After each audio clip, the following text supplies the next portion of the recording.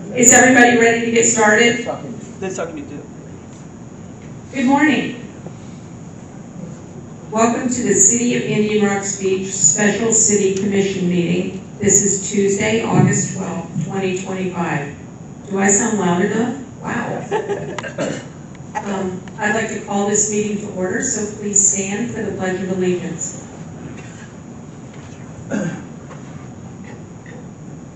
I pledge allegiance to the flag of the United States of America and to the republic for which it stands, one nation, under God, indivisible, with liberty and justice for all. Please stand for a few moments of silence.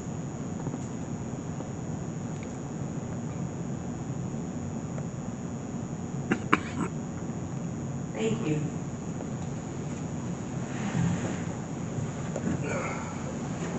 So I understand this morning our attorney, Matt Maggard, will be a few minutes late as he's stuck in traffic. He's ran into an accident this morning. And to start off, I would like to thank Lauren and Michelle for all their work this week, pulling this together, getting all the candidates booked at the hotel, making sure we had food, making sure we had coffee, and above all, making sure we had snacks. So thank you very much. You guys, I know you stress out to make it perfect. It is perfect, and you make it look seamless. Thank you so much. Thank you. So let's move on to our first candidate. I'm just going to do roll call really quick. Oh, yep, that would be important. Commissioner Bigelow, Present. Commissioner Bond, Here. Commissioner King, Here. Vice Mayor Commissioner Wilson, Present. Mayor Commissioner Hausberg. Here, thank you. Now we get to move on to the interviews of Brian Henderson.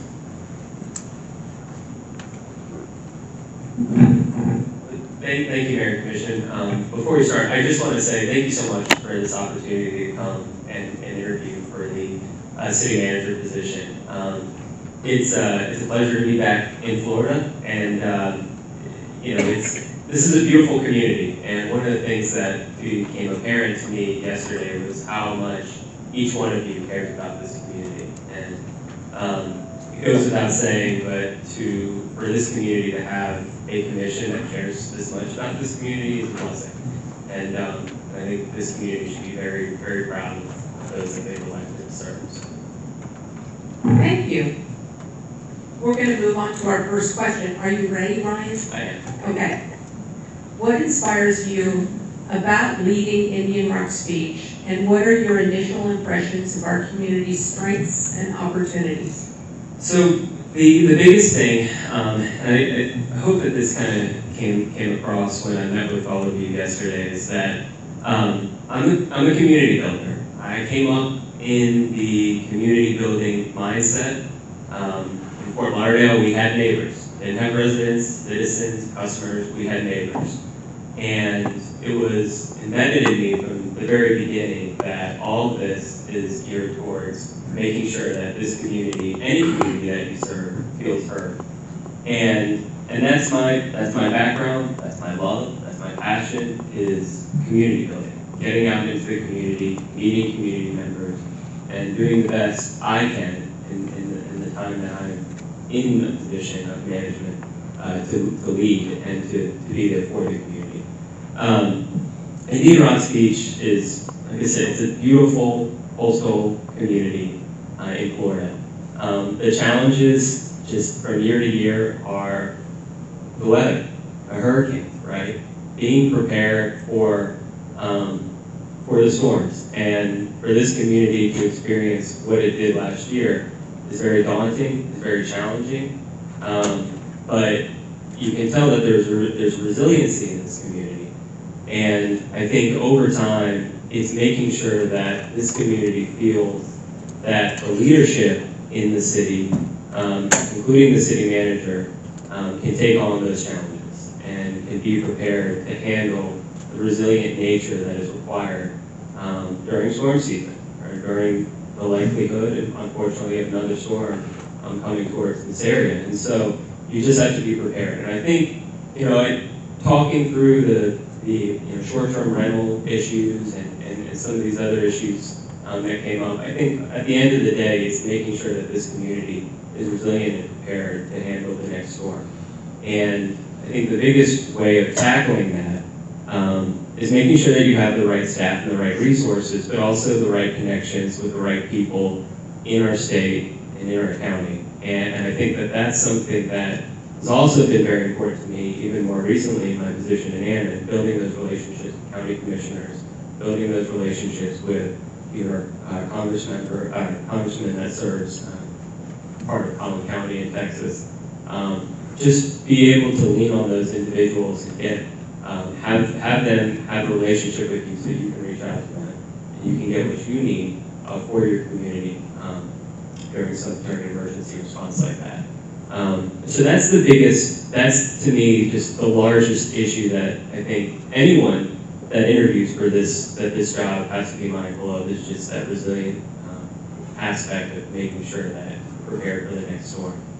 And then just, you know, the things that impress me the most about Indian Rocks Beach is that I think that there is a desire at the end of the day for Indian Rocks Beach to remain Indian Rocks Beach.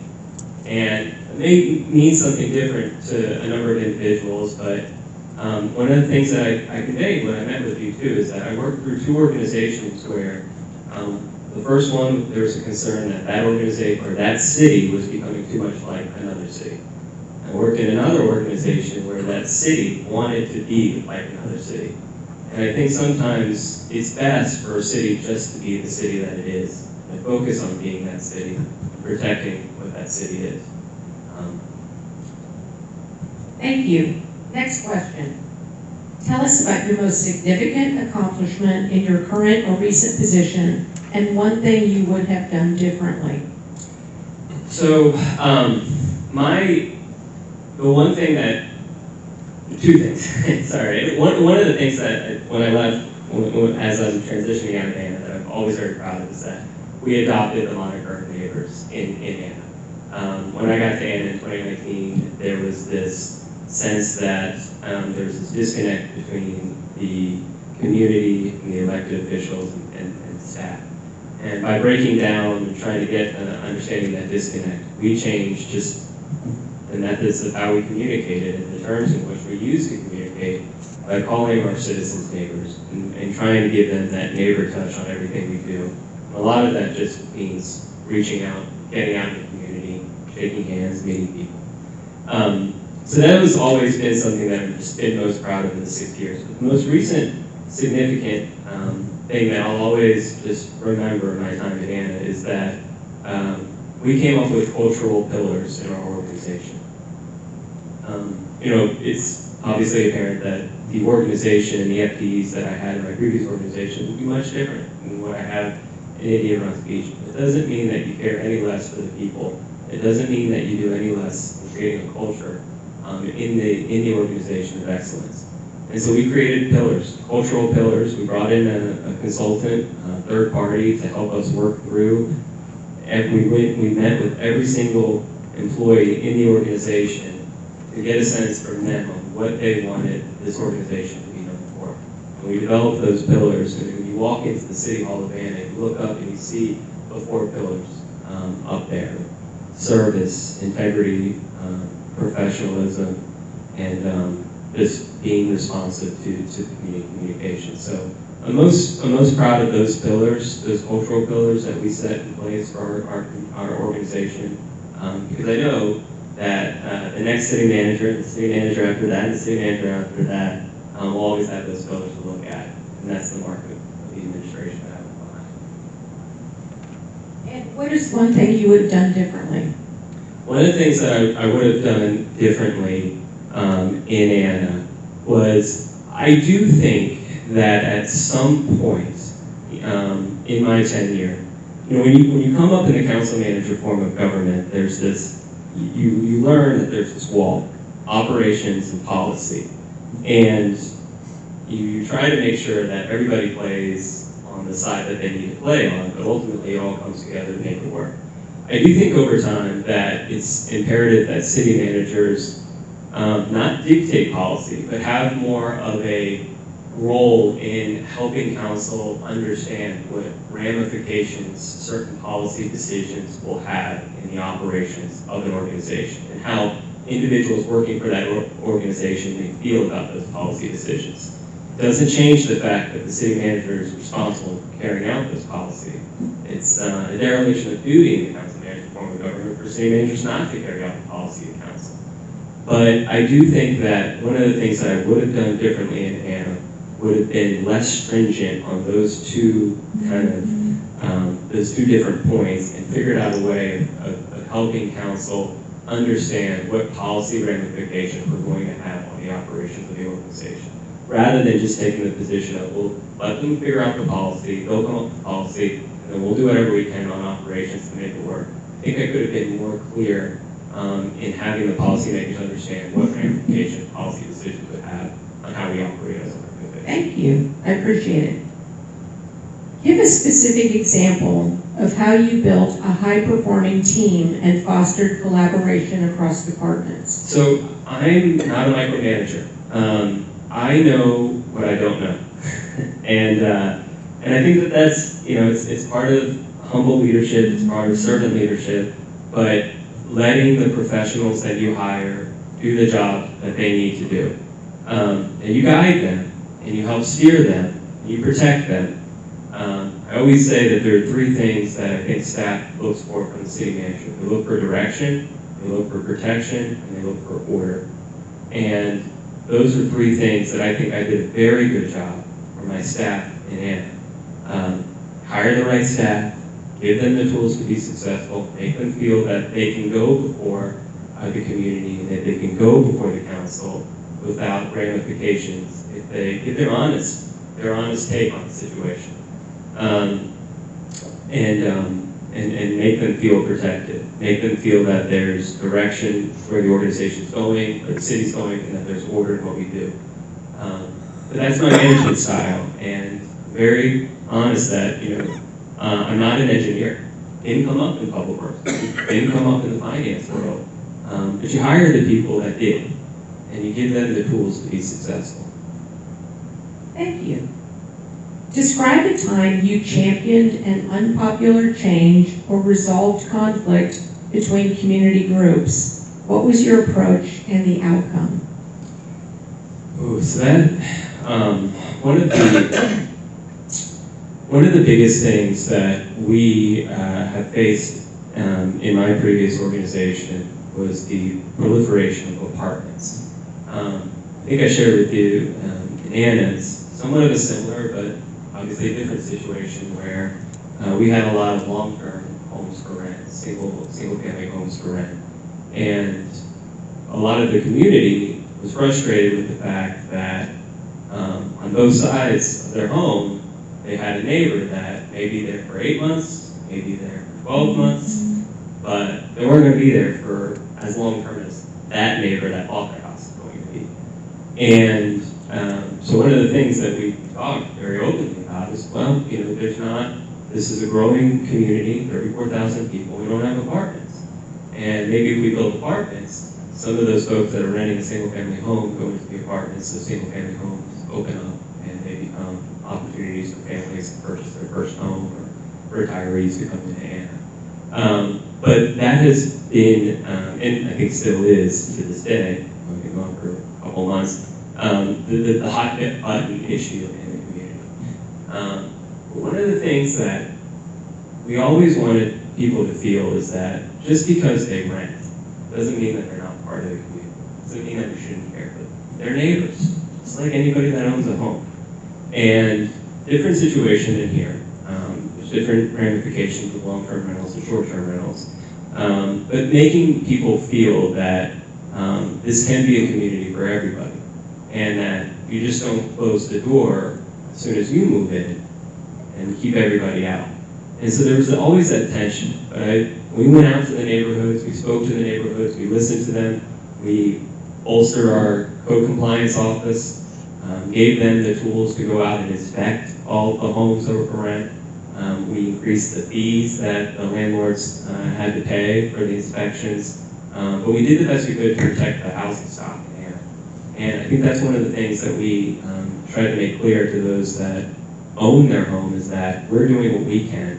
Our hands are tied. It says, I know communities in Florida, hands are tied with short-term rentals, but we're going to do the best we can to preserve the housing stock that's here by enforcing our ordinances.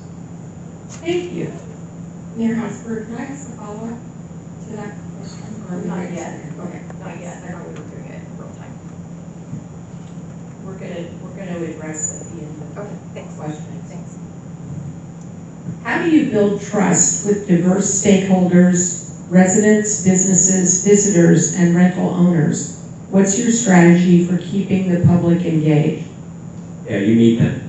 You meet them where they're at. I'm a big believer that a city manager shouldn't just sit behind their desk and push papers. You got to get out into the community. You got to know your community. You got to meet people. Sometimes go to people. Sometimes it's just important for community members to pick up a phone and hear the timbre of your voice. And how you're handling the situation, or what you're looking for, and what solution you're trying to find. So I'm a big believer, and that goes back to that kind of community engagement role, being out there and meeting people where they're at. Communication, it's one of those things where everybody has kind of different expectations for communication. I always laugh because in Anna, we had award-winning communication methods. And we had there was this constant refrain, well, we don't know what's going on, we don't know what's going on. And I always say, well, have you come to our council meetings, right? Have you participated in our telephone town halls, which is something that we implemented, which I think is very effective, and something that I think may be a benefit for Indy Rock Beach, doing telephone town halls. But having those opportunities, you find what communication works and you utilize it. And sometimes communities in Anna is a very Facebook-driven community. In Fort Lauderdale, we didn't use Facebook. We had Nextdoor, and Nextdoor was coming about the time that I was there. But you find out what communication method works. But to me, there's nothing better than just going out and meeting with the residents, meeting with the neighbors, and communicating that way. Thank you. What's your experience with coastal preservation and emergency management? How would you prepare our town for hurricanes or sea level rise? So, to be quite honest, I met with one of the commissioners, and I think they had an idea that I didn't even think about, and I think it was a great idea. My understanding is that there wasn't an after-action report that was done on the past two hurricanes. If there was, I apologize, but I think that that's something that makes a lot of sense. Meet with the staff. What did we learn? What did we go through? Who was responsible for what? What communication methods did we use? How quickly were we able to mobilize? How quickly were we able to mobilize contractors? And really just understand from that standpoint, how did this organization handle that in the past? And did the people in the building think that it was successful? Did the commission think it was successful? Did the community think it was successful? And try to go about it that way, just understanding, kind of doing a forensic analysis and an audit of what happened. My experience with preservation really has to do with, the fun project, I thought, at the time in 2013, of trying to figure out how to get businesses to comply with amber lighting on A1A in Fort Lauderdale for sea turtle nesting. But through that, it was a kind of a project, as an intern, essentially. They're like, you go do this because nobody else wants to. Because it's very bureaucratic. You had to go meet with the Florida Fish and Wildlife, you had to meet with FDOT, you had to meet with the county. But I was eager at the time, and I didn't know any better, right? So it's just like, well, I want to prove myself. So you go and meet with all those people. But it was through that I learned that you have to work through the bureaucracies that get set up. And you have to figure out a way of just trying to build consensus and just try to chip away at certain issues to make it work for your community. So I was fortunate enough to be flown up to Tallahassee to meet with Florida Fish and Wildlife and make contacts that way. But I was telling a neighbor, in the 6 years that I was in Fort Lauderdale, we opened up our emergency command center, and we did tabletop exercises leading up to it, but fortunately we didn't really go through anything like this community went through in 6 years that I was in Fort Lauderdale. Thank you. How do you balance supporting local businesses with managing seasonal tourism while protecting the town's character? What's your approach to short-term rental compliance? Yeah, I mean, at the end of the day, I did a little bit more research last night, and I talked to some of my mentors that are in Florida.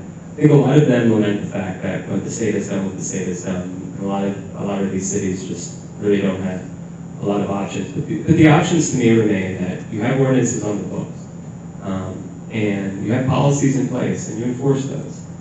And I mentioned this in interviews. One of the things that is talked about in the industry is it code enforcement or code compliance, right? These two things have two different meanings. Enforcement, you're going after them, and those are your code officers. And you have code compliance, the code officers, but are you trying to get people to comply? Are you taking a softer approach and a split the softer touch? But I understand what the issue is in this community. I understand that this community, not everybody, but in my judgment, most of this community wants that enforcement, wants the hammer.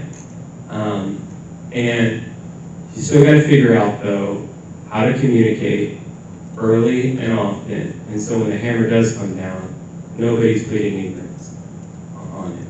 And just from meeting with the commissioners, the will of this body, in my estimation, is that enforce the ordinances on the book.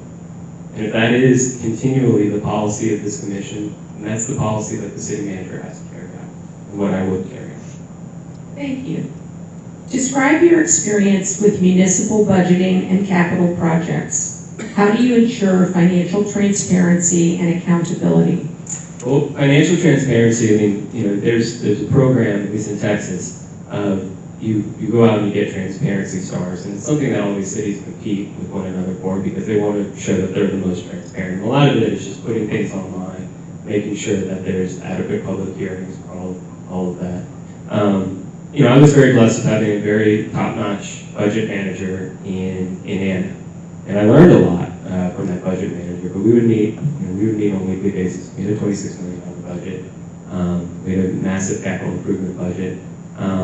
And we had great staff that helped kind of sit together and kind of talk about how we go forward in all of this. But my understanding too is that this organization has a wonderful finance director, and I think I'd be stupid not to rely on somebody of that caliber to help. Okay, where are we as an organization, and let's make sure that we stay on the track that we need to stay on, and that we are fully engaging the commission in all of our financial reporting, and that we're fully engaging the community. I don't know if this community has budget open houses or anything like that with its neighbors where they can come in and they can kind of see, okay, where's all this money going? And sometimes you even give the community, okay, you want, play a game, like this changes that, you move this up, you move that down, things like that just engage the community and understanding that things have ripple effects when you start allocating money towards one thing and taking money away from another. But there's no doubt that it would be a different type of budget than what I've experienced with. But the budgeting fundamentals remain the same, and that's making sure that you balance and that you watch and that you do enough you can to build up a reserve and a safety, so in the event of something catastrophic happening, you can mitigate against it. The experience of just being the city manager over the past 2 years, and working on the budget, working with the budget manager, I learned a lot. And I learned about prioritization, making sure that council and the commission understands, collectively what the priorities are, what you can get done this year, and manage expectations on capital projects. I think that's always the hardest part. Why can't we do this? Why are we not doing this? Why are we doing this instead? Well, that's the priority, and just trying to manage those expectations. Have everybody understand that there's a plan in place and try to follow it. Thank you. What's your long-term vision for Indian Rocks Beach, and what would you prioritize in your first 90 days?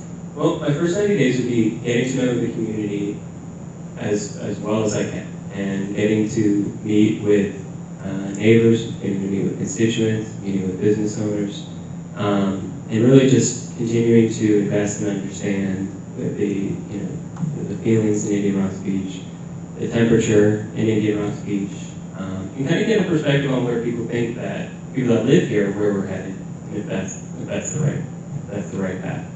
And really, so that would be first and foremost, really getting out in the community. It would also be just assessing staff, just meeting with staff. This would be less staff than I've ever worked with. And so there's no reason why you can't really get to know staff, the way I see it. And understand just, what have been their challenges? What have been is it a lack of resources? Is it a lack of support? Is it a lack of upward mobility in some cases, maybe? It's just understanding where staff is and how they feel. So it's the people. It's getting to know the community, getting to know the organization. That's first and foremost. And just, getting caught up on the finances of the organization, understanding where we are in projects. I do think that it's very critical, as I mentioned earlier, to meet with the city manager to get to know local reps. And also just understand where all the contracts lie and how the contracts have been performed for those services. And your long-term vision? My long-term vision, my long-term vision is this isn't a cop-out, my long-term vision is to make and manage this community the way you want. And the way that you want it is the way that the community wants it, right? So making sure that is honored. And, I said this, just my first time in Indian Rock Beach was in 2019 when I came for a wedding in Tampa. We picked really the nicest beach to go to, right? And, you come and you say, oh, this is a beautiful place. It's quaint. You look around and there's not, coming from South Florida, you don't see all the high rises that are on the Atlantic. And, maybe the long-term future is just that it remains that way. And that you figure out a way of still moving forward. You figure out a way of still progressing. But moving forward and progressing means different things for different people. And I think my temperature on this community is that progress means in this community is keeping up with resiliency, keeping up with the character of this community without being something that they don't want to be. Thank you.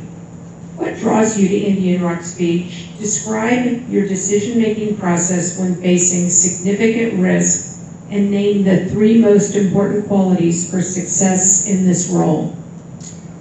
Well, I start with the 3 successes. I'm a big believer that humility is the top one for the city manager. I've said this before, you don't know what you don't know, and so you need to rely on the community, you need to rely on your staff. Patience and steadiness. I'm one of those, I don't get too high, I don't get too low. Pretty even keeled. I think if you ask any of the staff that work for me, there's that sense. Sometimes they probably want me to be more fiery, sometimes they probably want me to be something that I'm just not. I'm an even-keeled individual, and that I take things as they come and deal with it. Optimistic that every issue has a solution. But humility, patience, and I believe that the city manager, is somewhat of a transiting profession. Come and you go. And we haven't heard that even in beach communities. It's even more so. But I do think that there needs to be a sense of care and love. And I do think that there's this, I think it's important for the city manager to care about the community that they serve in. Knowing that it's not going to last forever, but to care and to want what's best and to leave something behind that you can be proud of. And so I think that that's an important quality for a leader, for city managers, to really care about the community that they serve. I cared about Fort Lauderdale, and I cared about Anna. And I feel like, especially with Anna as a city manager, I left it better than I found it.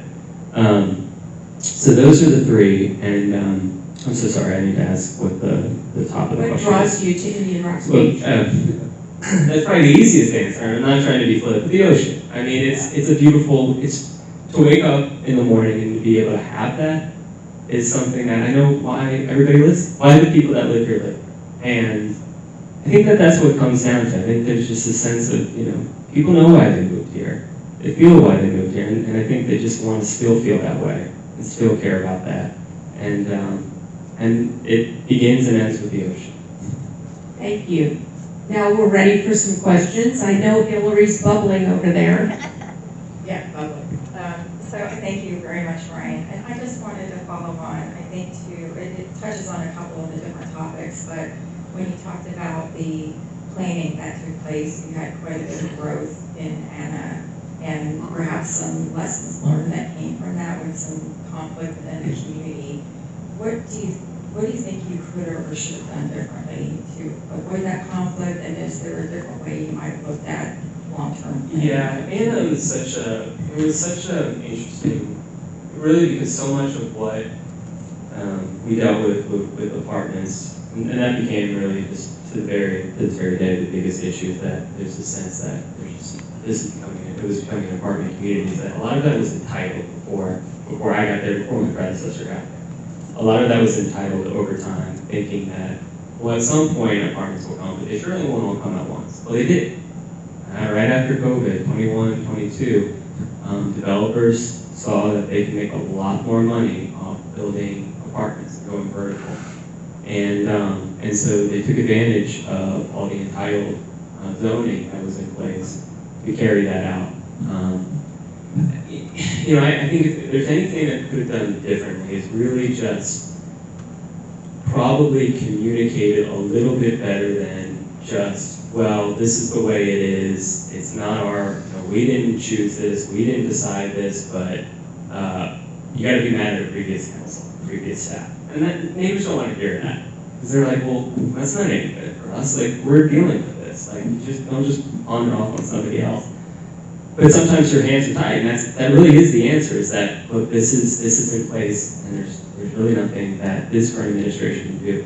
I think it comes down to communicate. I think if we communicated better on what was coming, and what we thought was coming, I think that would have made a big difference. I also think that, and I've mentioned this, and I don't want to sound critical of the organization, especially policymakers, but I do think that there's a sense of, well, growth is coming no matter what, so let's get what we can before other cities take it. And I think that in hindsight was something that could have been thought out a little bit more, because I think a lot of the issues and anxiety has come from the sense of that the organization just said yes to everything to kind of keep up with the growth. And I think probably could have been a little bit more deliberate. And I think that myself as a city manager, I think I could have gotten ahead of that a little bit better too with the council, and say, well, wait a minute, let's look at politically what this may mean, and the concerns the community's having with this growth. So certainly not all policymakers, administration falls in there as well. Thank you. Anything else, Hillary? No, thank you. Vice Mayor, any questions? No, I feel like I did my research, and maybe if you could talk a little bit about some of the things that really impressed me were your community engagement methods, like YouTube and some of those. I'd like everybody to be able to understand how you went above and beyond. Yeah, no, I mean, and I can't necessarily credit myself for that, because I had a team. I had a rock star communications manager really get out ahead of that. But it's one of those things. It's like, it's critical that I think the community knows who the city manager is, and I think it's critical that the community sees the city manager. And so we shouldn't shy away from that. So I made it a point of, if there's an article that I need to write, or if there's a letter I need to write, if there's a video that we need to make, I'm for it. One of the communication methods that we employed in Anna, I learned this in Fort Lauderdale, that I thought was really, really effective. We would send out memos to the elected officials on just, okay, this is something that we're dealing with, or here's an update on something that you asked, or here's the progress of a project. And all those memos in Anna that I would send out to the mayor and the council, it went on the website as well. Just because I send it to the mayor and council doesn't mean that the community shouldn't have this as well, so they understand too where we are with certain projects. So you know, there's no hiding behind anything, and I think that was something, the good and the bad. You know, if we were falling behind on something, memo goes to the mayor and council, memo goes on the website. We need to do a public records request for it, we'll get it to you. And so I think that that's something that, you know, that was something that we did from an internal communication standpoint that went out to the public. But we did telephone town hall, and that was a really interesting concept. The idea behind telephone town hall was that, you know, it's hard to get people to come to City Hall, but they get a phone call on their phone saying, welcome to Indian Rocks telephone town hall, you know, ask your question, or press 1, ask a question. It's easier to communicate. Our council manager really liked it at first, and then it kind of got a little bit stale, but I imagine we'll pick that back up again. Thank you. John, do you have any questions? No questions for me. I talked to him quite a bit yesterday, so yeah, I'm good. Thank you. Jude? Yeah, You had mentioned on one of these questions that Indian Rocks Beach really didn't do a look back after the last hurricane and kind of see how things were done and would have done differently, sort of a postmortem. Would you still conduct a postmortem of how we handled the current hurricane? I think, yeah, absolutely. I mean, yes, I think that's something that, you know, it's still enough in the recent memory to be able to sit down and kind of figure out, and get a perspective. I think, you know, when you really ask staff and they feel like they're in a comfortable kind of protected area, then they'll give you their honest feedback. You know, we should have done this. Maybe we should have considered this, thought about this. And nobody's to blame for anything, but it's an opportunity for the boots on the ground to really say, okay, this is what we saw, this is how we felt about it. And that allows me to learn too. It's just, okay, what were the things that were done? And, you know, would I have done anything differently? I'm not saying I would have at all, but it gives it really gives an opportunity for people to be very honest and forthright on just what they saw and make sure that we do it better the next time, Okay. the next time. That makes sense. And the other thing you did not expand on is your experience with capital projects. Yeah. So, my experience with capital projects was strictly from an oversight. I had, and again, you know, it was amazing in my role of having the talented staff that I had, and because I wasn't so much of a micromanager, it was really, you give the professionals the opportunity to manage all of that. You oversee it, and you communicate it with the council. I mean, my biggest involvement with capital projects came from a council member, quite frankly, asking me, why are we so far behind on this? And sitting down with, in this case, it was my assistant city manager, one of them, and going over it and saying, okay, what are the issues that we're facing? So I can communicate that back to the council. That was the luxury of having a big organization, and I took advantage of that luxury. But my experience with capital projects, you know, I wasn't, you know, my hands weren't thick in it. It was an oversight, and it was really just in making sure that, do we have the money to meet the policy needs of this council when it comes to capital projects, and then being able to communicate, we can do it this year, we can't do this year. That's got to be done next year, and making sure everybody understood that. Thank you. Does anybody else have any more questions? Good. Is there anything else you'd like to add? No, I just want to again thank everybody for this opportunity. Whether selected or not, this community is in great shape, and it's a beautiful community. And I truly mean this; it'll always be a beautiful community. So, thank you. Thank you.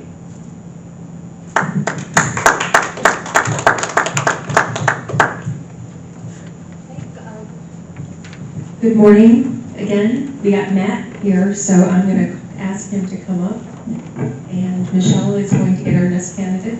Okay. So we have probably just maybe a few minutes. Just Yeah. They Okay. have these before they come No, in? No, they don't? no. No prep, Got it, okay, all right. unprepped. Thanks, Thank you, Ryan. thank you all. Very nice. Thank Go you, ahead. Ryan. Oh, thank you. Okay, I gotta go. Second. Or what, my next I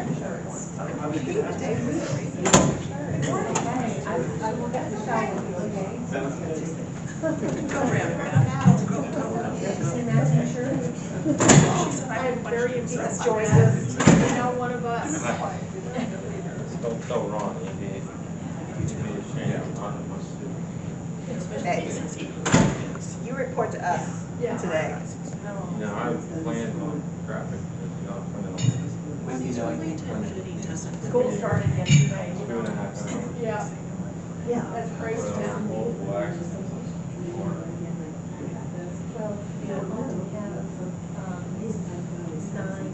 Should I switch off? Yeah, when the next person comes.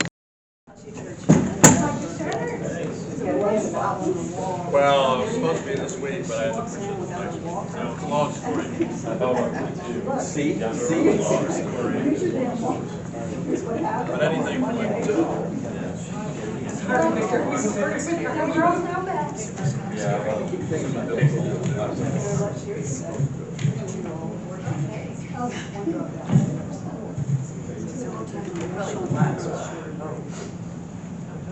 I think we're all here. Is everyone back? Let's do it. Welcome, Lynn Ladner. Thank you, Mayor, Commissioners. Is there anything you would like to do for an introduction? Well, good morning. My name is Lynn Ladner. For the past 3-4 years, I've been living in Florida, primarily in Palm Beach County. I am an experienced city manager. Have been in the profession since 2005. I love IRB. I had an opportunity to serve in an interim position in Pinellas County in 21. Fell in love with this area and really look forward to the opportunity to work with you. Thank you. Well, let's start with the questions. What inspires you about leading Indian Rocks Beach, and what are your initial impressions of our community's strengths and opportunities?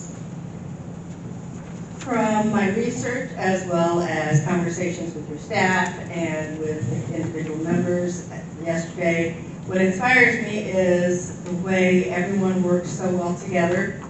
You are a team, you understand each other's roles, you're willing to assist each other, and you really function well as a staff, as a governing body, and as a commission. My goals would be to maintain that friendly, positive feel in City Hall, as well as throughout the community. Thank you. Tell us about your most significant accomplishment in your current or recent position, and one thing you would have done differently.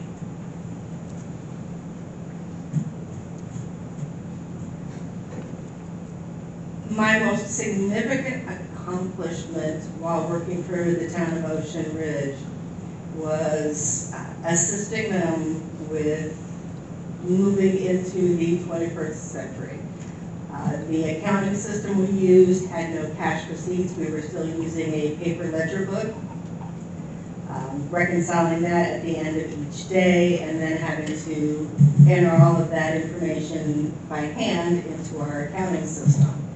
This was a very inefficient and potentially a situation for error, where people can write on the paper and transpose numbers. When it's entered into the system, numbers can be transposed. So it created a significant barrier to efficiency, as well as transparency in the community. When they paid their trash bills to the city, they would pay them, it would get recorded in the general ledger, and that being the paper general ledger, and then their checks would be deposited, but it might be 2 or 3 weeks before their trash payments were actually reconciled with the system, and late payments had already been sent out a notice. It caused friction in the community, which is not what we wanted, and by improving the efficiency, we were able to really create a more positive environment for when people made payments, whether that was for building permits, for trash payments, different special uses, when they would do special duties with our police department. So that transition was probably my greatest accomplishment. It took us 18 months, but when we finished that conversion, we had a new financial management system for AP, AR, payroll, accounts payable, accounts receivable. We also added sections for our public works and police areas. We did a conversion of all of our HR data, and we also had a new building permitting system that covered the land development code meetings, the special magistrate code enforcement section, and any building permits and inspections that was then accessible to everyone via the web when their permit was approved, when an inspection was completed. Same day, within an hour, any inspection results were immediate, so if there was a problem with an inspection, they knew immediately that they needed to schedule a re-inspection. So it really improved our office efficiency. What is one thing you would have done differently? One thing I would have done differently is we waited a year to roll out the building permit system. I would have done it all simultaneously. That way, we all learned all the different portions of the software at the same time, and we weren't operating financially in the new system without the building permit system that automatically connected to the finance system. Thank you. Give a specific example of how you built a high-performing team and fostered collaboration across departments. Every community I've worked in has had a phenomenal team. I've been very fortunate. But probably my proudest achievement in terms of teamwork, high performance, would be the team that I had in the City of Hart. We had a wastewater superintendent, a public works superintendent that managed the parks, the streets, as well as water distribution. We had an electric superintendent, as we had our own electric utility. And we had the police chief, the city clerk, the city attorney, myself. We all worked very well, and I made sure that each position on the executive leadership team had someone that they were training to replace them when they left, because the majority of our senior leadership had 25 to 30 years with the community, and we did not want to be left with that sort of intellectual loss of the knowledge of the community when people would choose to retire. So we did that, and by having that succession planning in place, we were also able to make sure that there was coverage for every position when somebody was on vacation or out ill. Thank you. Describe a time you championed an unpopular change or resolved conflict between community groups. What was your approach and the outcome? In my most recent community, we had 2 civic organizations, and they both wanted to be responsible for handling all of the holiday decorating in December. The 2 groups, the second group was relatively new. It was a splinter group off of the first one. And the way that I managed it is, historically, the garden club had managed the decorations. So we continued to allow them to handle the decorating of town hall and the town facilities, and we worked with the Starbright Foundation to help sponsor the community evening, what we call Light the Lights, when the Christmas tree light would come on.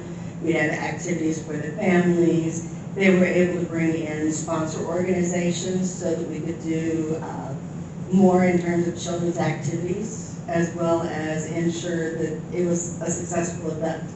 And by having them work together on the event, it really lowered the tensions between the 2 groups, which was helpful for the whole community. Good. Thank you for that. How do you build trust with diverse stakeholders, residents, businesses, visitors, and rental owners? What's your strategy for keeping the public engaged? You build trust by communicating being honest, and if you don't know an answer, don't give them some sort of a brush off answer. Be clear, say, I don't have that information right now. If I don't have their contact information, put their contact information and let them know I will be back in touch with them in the next 2 to 3 days to answer their question and resolve any issues. That kind of trust building, that kind of communication works with every stakeholder. People want you to be honest with them. They don't automatically assume you know the answer to every question they're going to have.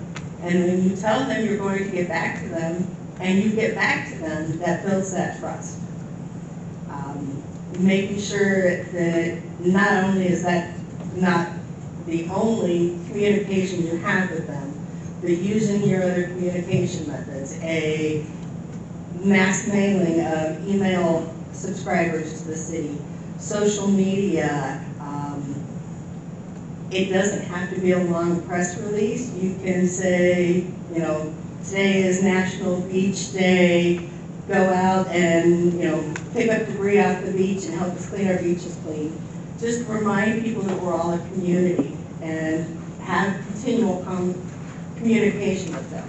It may be, you know, once a week. It may end up being twice a week. It could be once a month in a formal emailed newsletter.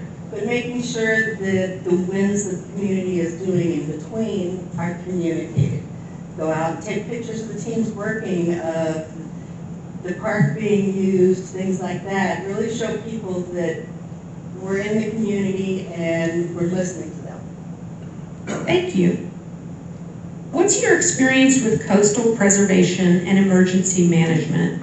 How would you prepare our town for hurricanes or sea level rise? My experience with coastal resiliency is entirely with the town of Ocean Ridge. I was very fortunate to be on the tail end of Ocean Ridge, completing a resiliency study along with several other communities and with Palm Beach County that wrapped up in late 2022, published our results. That same type of study is required now by the state in order to get several different types of grants, having that resiliency study on hand. From there, we looked at what vacant parcels might be available to the town to assist us in ensuring conservation and preservation of the mangroves on the intercoastal. We looked at what our seawall height requirements were and restrictions, and we're in the process of raising those because we did have significant issues along the intercoastal. A new property owner raising their own sea level to the height they wanted, and then you would have an adjacent property owner, and because their wall was lower, all the water would actually sheet out onto their property, and it would be a huge issue with the runoff. So we worked on that. In preparing for a hurricane, I like to do a tabletop exercise. You can involve the county, you can involve the state, EOM. They do a really good job of putting it together, and just sit down with all the executive staff and say, okay, this type of disaster has struck the town. We're at day one, the National Hurricane Center has said it's a tropical storm. What are we starting to do to prepare from that point if the tropical storm is predicted to hit us? Don't wait until they say, oh, it has turned, it's a Cat 2 hurricane and it's going to hit you.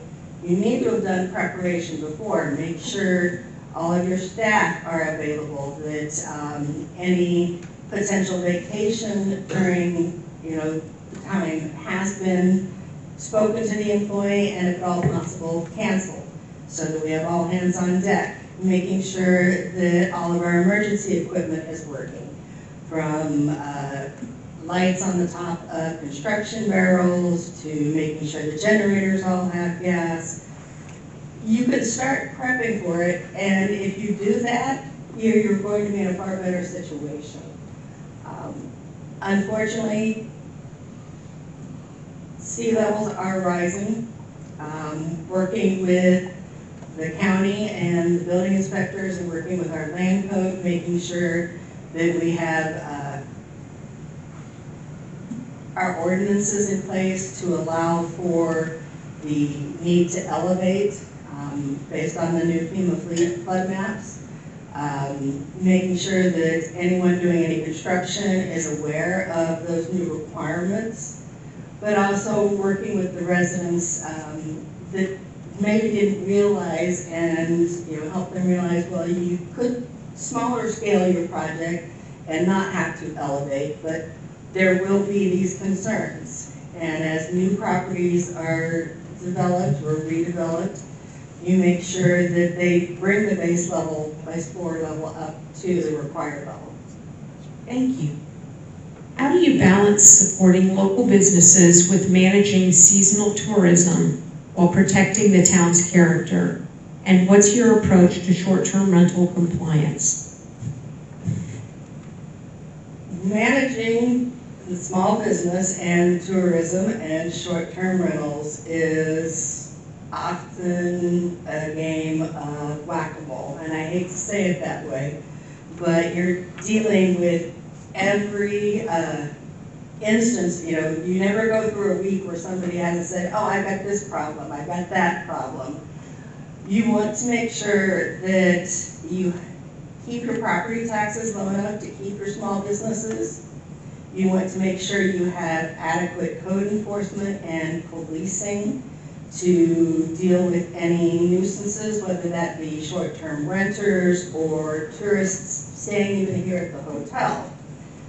But you also need to consider that the owners of those short-term rentals are also small business owners, although some are corporate business owners, and recognize that that is a business and treat them as such. That may mean putting some business restrictions in terms of fire code or things like that, but working with the neighborhoods so that when short-term rental season is not at its peak, to make sure that they have maybe a neighborhood block party and know their residents that are full-time, the people that they can count on year-round, is a great way to do it. Make sure you've got events in the off-season for the entire community so that you are really embracing your residents, your full-time residents, but also offering activities during the season so that those tourists want to continue to come here, want to continue to frequent our small businesses and our local community and our local economy. Thank you. Describe your experience with municipal budgeting and capital projects. How do you ensure financial transparency and accountability? Ensuring financial transparency and accountability is probably the easiest one. You make sure that you have your monthly revenue and expenditure statement as part of the commission packet, and it is also posted on the websites as part of that so that people can see how much we've spent, how much we have taken in, and where we are. Also going through the budgeting process, making sure that you're planning for your capital improvements. A lot of people put together a paper plan if we want to do these 5 projects over the next 10 years. But if you're not accounting for those projects and starting to save money for those projects in your budget, you're going to get to that 10-year and you're going to be like, okay, we can't do this project because we don't have any money. We have to keep so much in reserves for hurricanes. Now we have to borrow. Well, it is better for you if you do borrow to have as much possible cash on hand to cover. That way you're borrowing less. It also improves your bond rating if you have to go out for a major bond, having cash on hand. And just looking at ways to do that. Capital planning, sitting down with the community and the governing body and asking what are your priorities. Is improvements to the parks, improvements to the arts center, street improvements, water system improvements, where are the things that are their priorities as residents, and with the commission, what are your priorities as commissioners? Because there are times that, you actually see information that's available to the public, but they have to sort of look for it because we've talked about it in meetings. Thank you. What's your long-term vision for Indian Rocks Beach? And what would you prioritize in your first 90 days? My long-term vision for Indian Rocks Beach is that our neighborhoods would maintain their character. And we know every neighborhood is going to have their different character, but allowing them to do that while balancing the short-term rental solution. And that's most primarily done, as I've said, by code enforcement and making sure that we are consistent in that to protect the neighborhoods and the short-term rental owners. Long-term, I'd like to make sure that the small businesses we have are given the adequate and ample opportunity to thrive, find ways to bring additional day tourism into the community, so not people that are sleeping in beds here in Indian Rocks, but are coming from Madeira, Reddington Shores, Tarpon Springs, inward Pinellas County, and coming to spend it on our public beaches, in our parks, because when they come and spend that time, they come and spend their money. Making sure that we have a great team in the community is also very important for the long term, and I forgot the second part of the question. But what would you prioritize for the first 90? In my first 90 days, the first 30 days is going to be getting to know all of the staff, having conversations, sit down with each member of the governing body, start going out and meeting with residents. I identified with one of you 4 different coffee shops that I could visit and meet with the residents, do sort of a coffee with the manager. That way they see the new face in City Hall, not just a picture on a website or in a press release. And really figure out what people want to do. The second 30 days in that 90 days, I'm going to be working, figuring out where we can find efficiencies in what we're already doing, which there may not be additional efficiencies, but we're going to be looking for ways to make sure that we're serving the residents.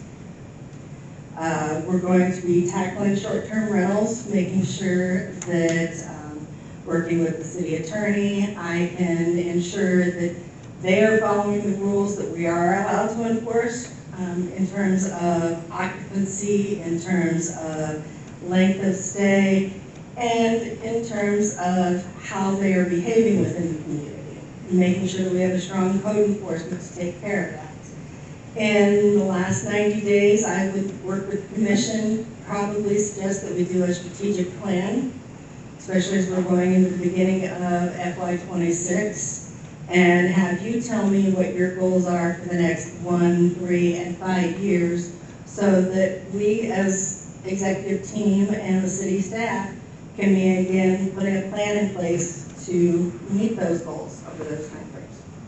Thank you. Last question. What draws you to Indian Rocks Beach? Describe your decision-making process when facing significant risk and name the 3 most important qualities for success in this role.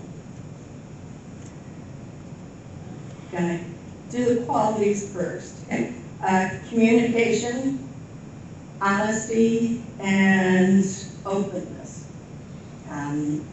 Involved in openness is my availability to residents, the governing body, the staff, making sure that they have ways to contact me and making sure that I return those communications. Honesty, making sure that what I say is what I mean. And if I don't know the answer, that I will get back to them and then follow up on that promise. In terms of what drew me to Indian Rocks Beach, it's a phenomenal community.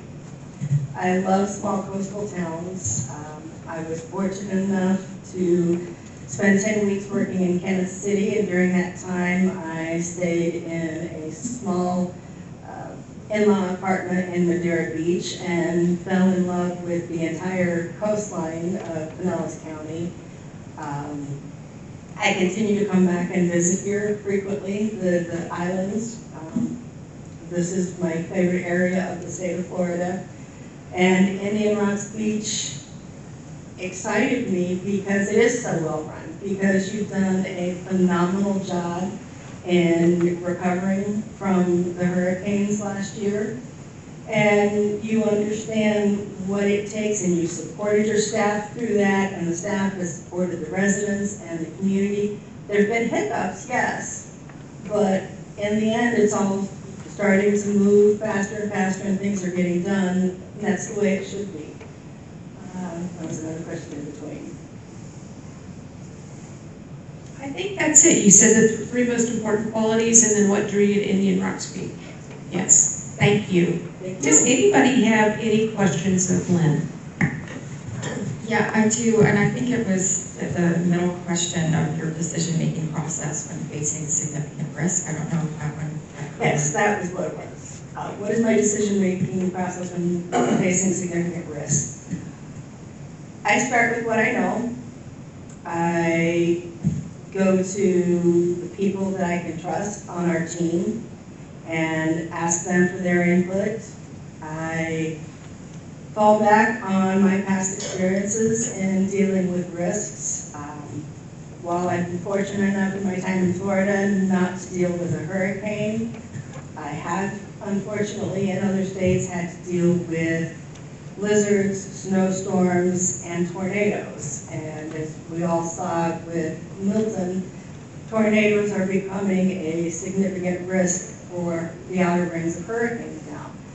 Understanding what it takes to ensure the safety of the residents and to make sure that we're doing everything possible to protect the public property, the public infrastructure.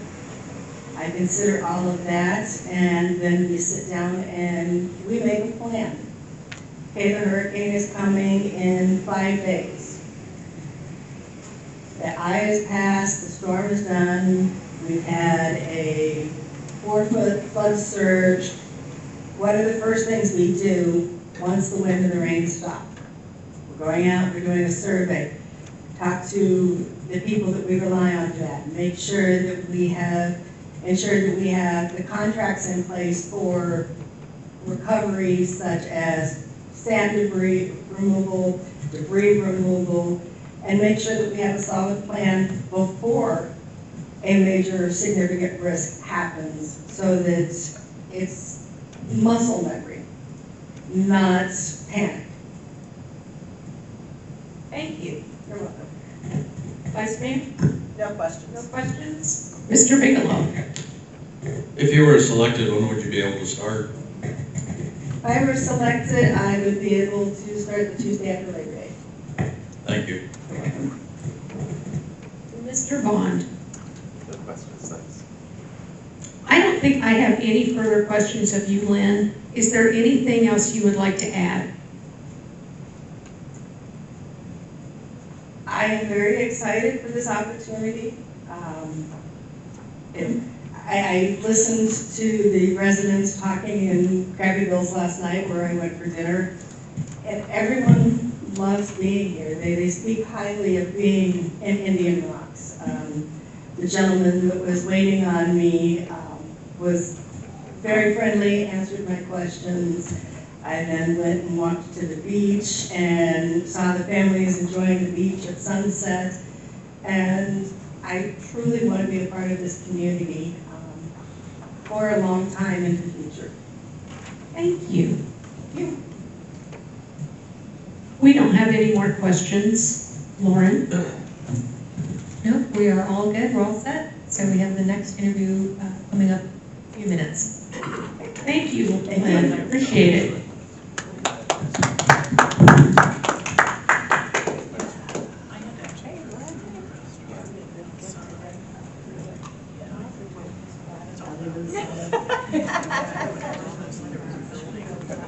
I got a little nervous when she was. Take care about it, and tomorrow, okay? Excuse me. Oh my God, not another one. We're just waiting for June. Oh, that's okay. I could have just a few more minutes myself too. They've had, yeah. Yes, I remember seeing the last one.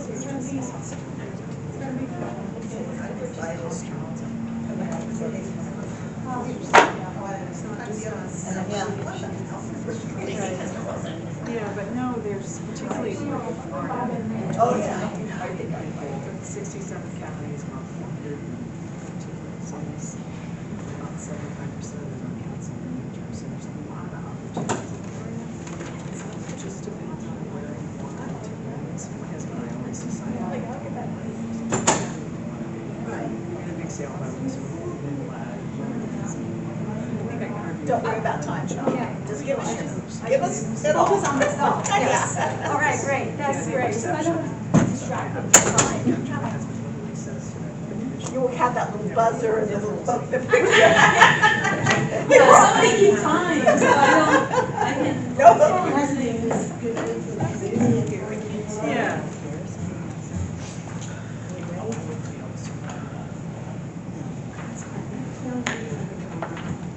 Lauren, are we ready to get started again? Yes, we are. Okay. Good morning. So our next candidate is Yvonne Kimball. Welcome, Yvonne. Are there any introductory words you would like to say first before we start the questions? Okay. Yeah, I will say a few words. Thank you, Mayor and Council and staff, community members, and my dear mentor and colleague Pam for putting everything together. This has been, I want to thank you for the opportunity. It's been great, and staff has been very welcoming, council members as well. And I don't know if you noticed, I wear my pants today. And I have a hat, but it didn't match with outfit, so I decided not to wear the hat. But some other time, perhaps.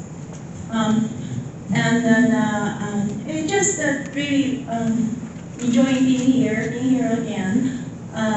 Perhaps later we'll come to that. I applied with the position both have professional reasons and personal reasons. I have family tie to this area. My mother-in-law, who I love dearly, and she has passed, she just enjoyed this area so much. She lived here many years ago, and she had water and the hurricane came, and she decided to move away. But my husband and her brothers grew up in the area, so very familiar with this area.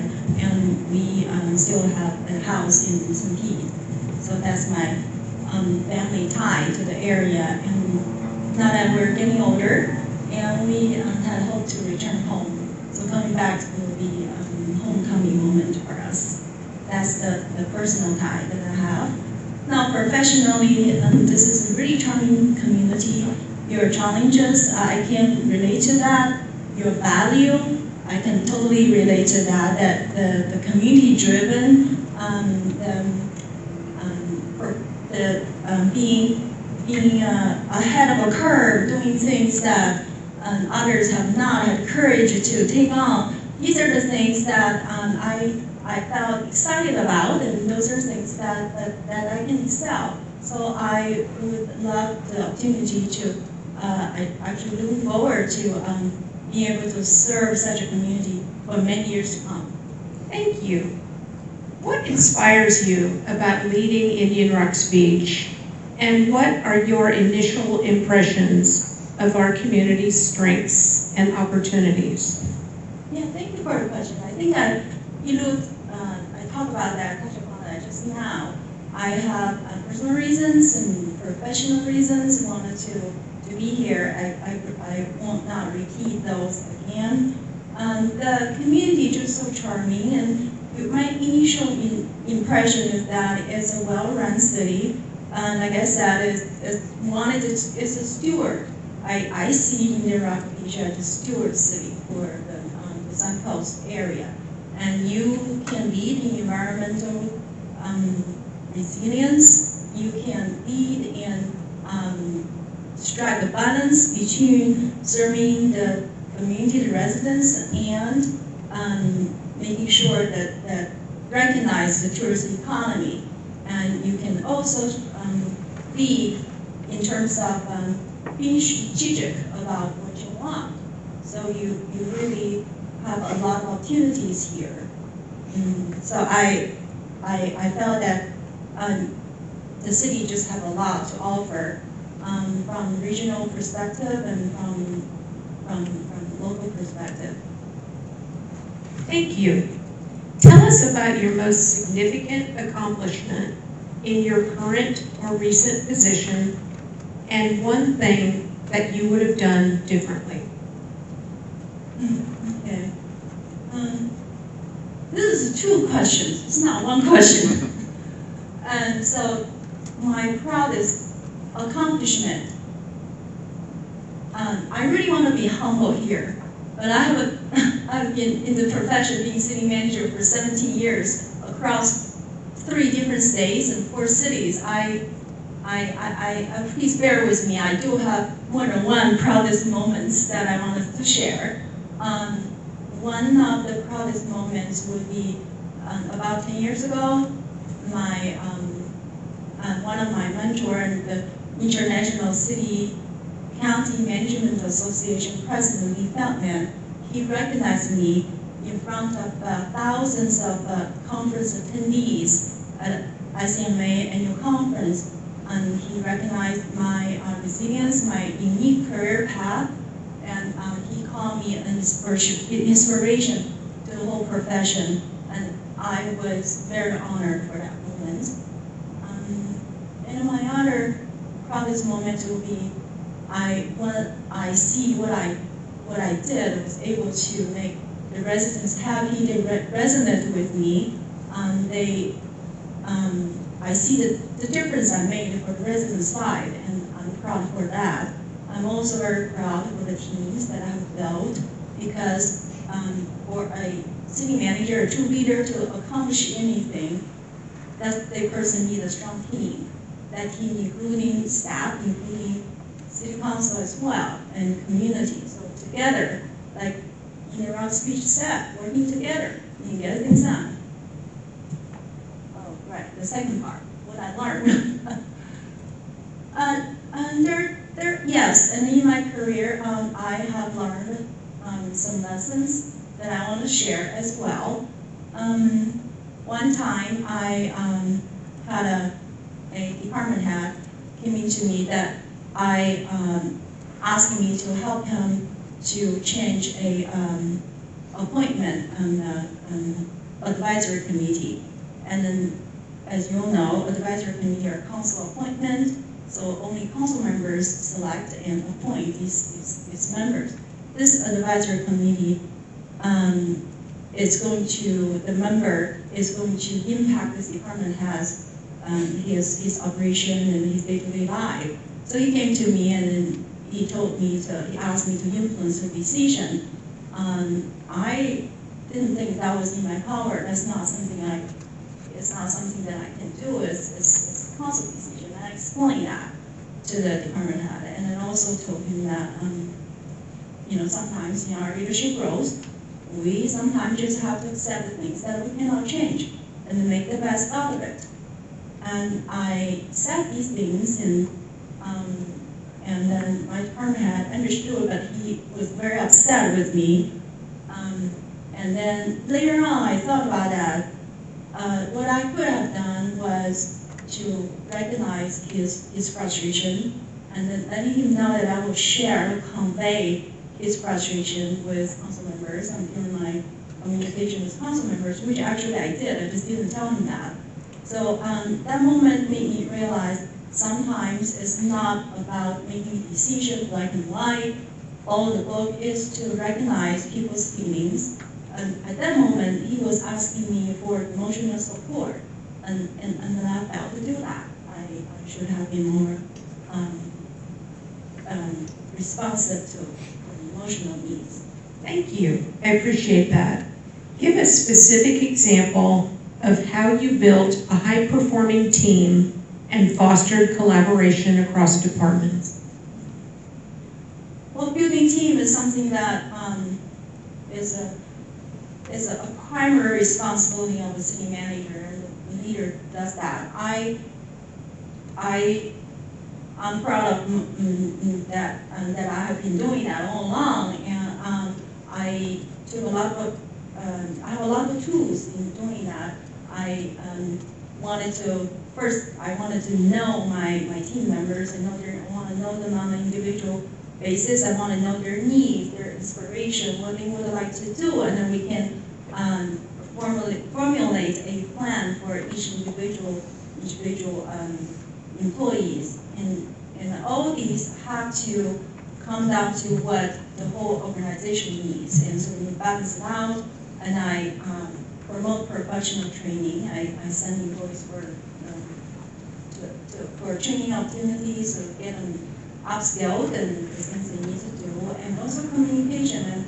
And I have department heads meeting either every week or every other week, and we talk about the tactical issues, just the issues that we need to deal with, and then we also talk about more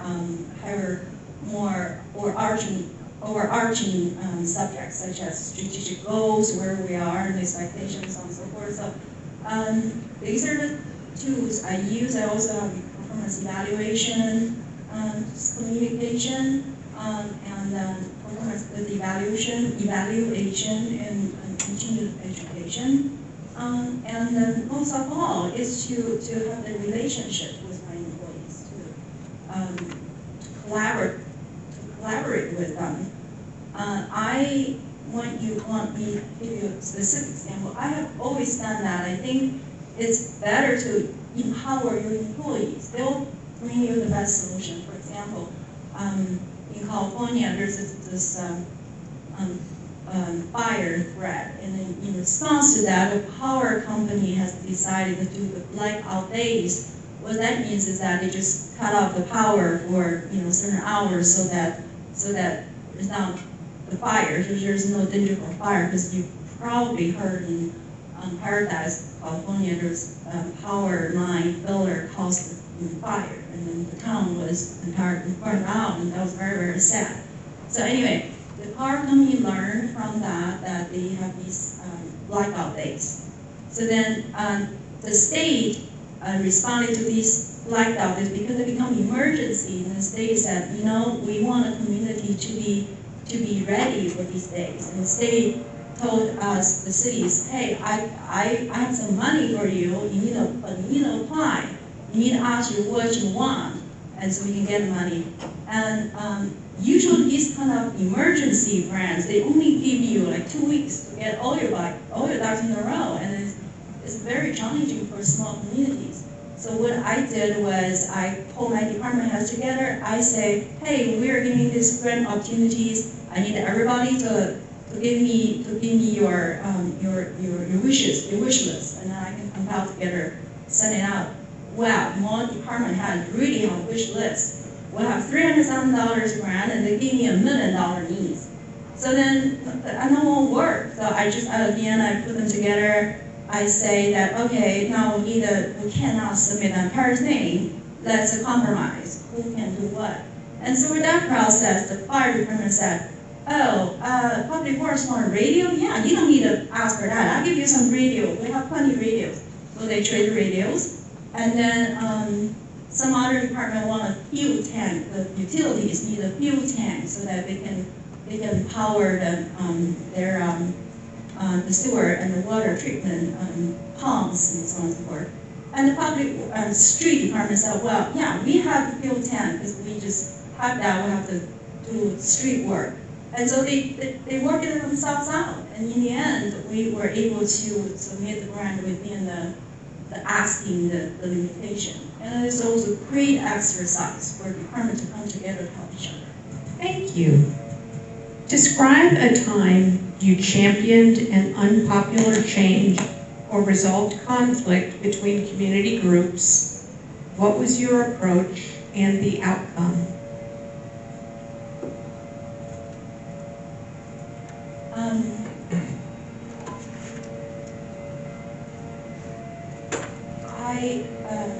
have been through a lot of controversies in my professional life. So I wanted to share one specific example. But I want to say my approach has always been focusing on process and then being humble and remaining open-minded to controversies. And for example, in my last city of Morro Bay, when the city received a application for a battery storage system, and that was a 600 megabyte storage system. And at the time when we received that, it was the largest in the world. So that's it's cutting edge technology for sure. And when the city received that application, that has been brought a lot of community opposition and also some support because that's economic development gain and viewed as regional gain. Residents, of course, have their concerns about that. So facing that, a very tense emotion situation and then the controversy, I took an approach that focus on process. This is coming into us as a planning permit process. So let's explain to the entire, to everybody how our process works. And in California, there's layers of processes, not just local, there's state, and then we're on coastal, so we have a coastal deal. And this is complicated. I had to learn myself, so I just think, okay, no, we need to do that. Explain the process to the general public. To do that, I encourage my staff expert to attend workshops and community groups to reach out to them, and I also include information in the city manager's newsletter on how the process works, and we communicate. And really throughout the listening is the part of talking to people and talking to interest groups. We actually realize that there's weakness in our own city ordinances. So because we listened, because we're humble about it, we decided that we need to look into our ordinance so that we have standards. So in the future, if something like that happens, we're able to better prepare. So now we're having the process of updating our city ordinance in order to be prepared for the future. Also throughout the process, I'm very realistic about the political pressure, controversy put on my staff, myself, and my city council members. So I realized that leadership needed to be supported by technical capacity. So I set my staff for trainings. We can learn those cutting edge technology so we can be more confident when we present, make public presentations.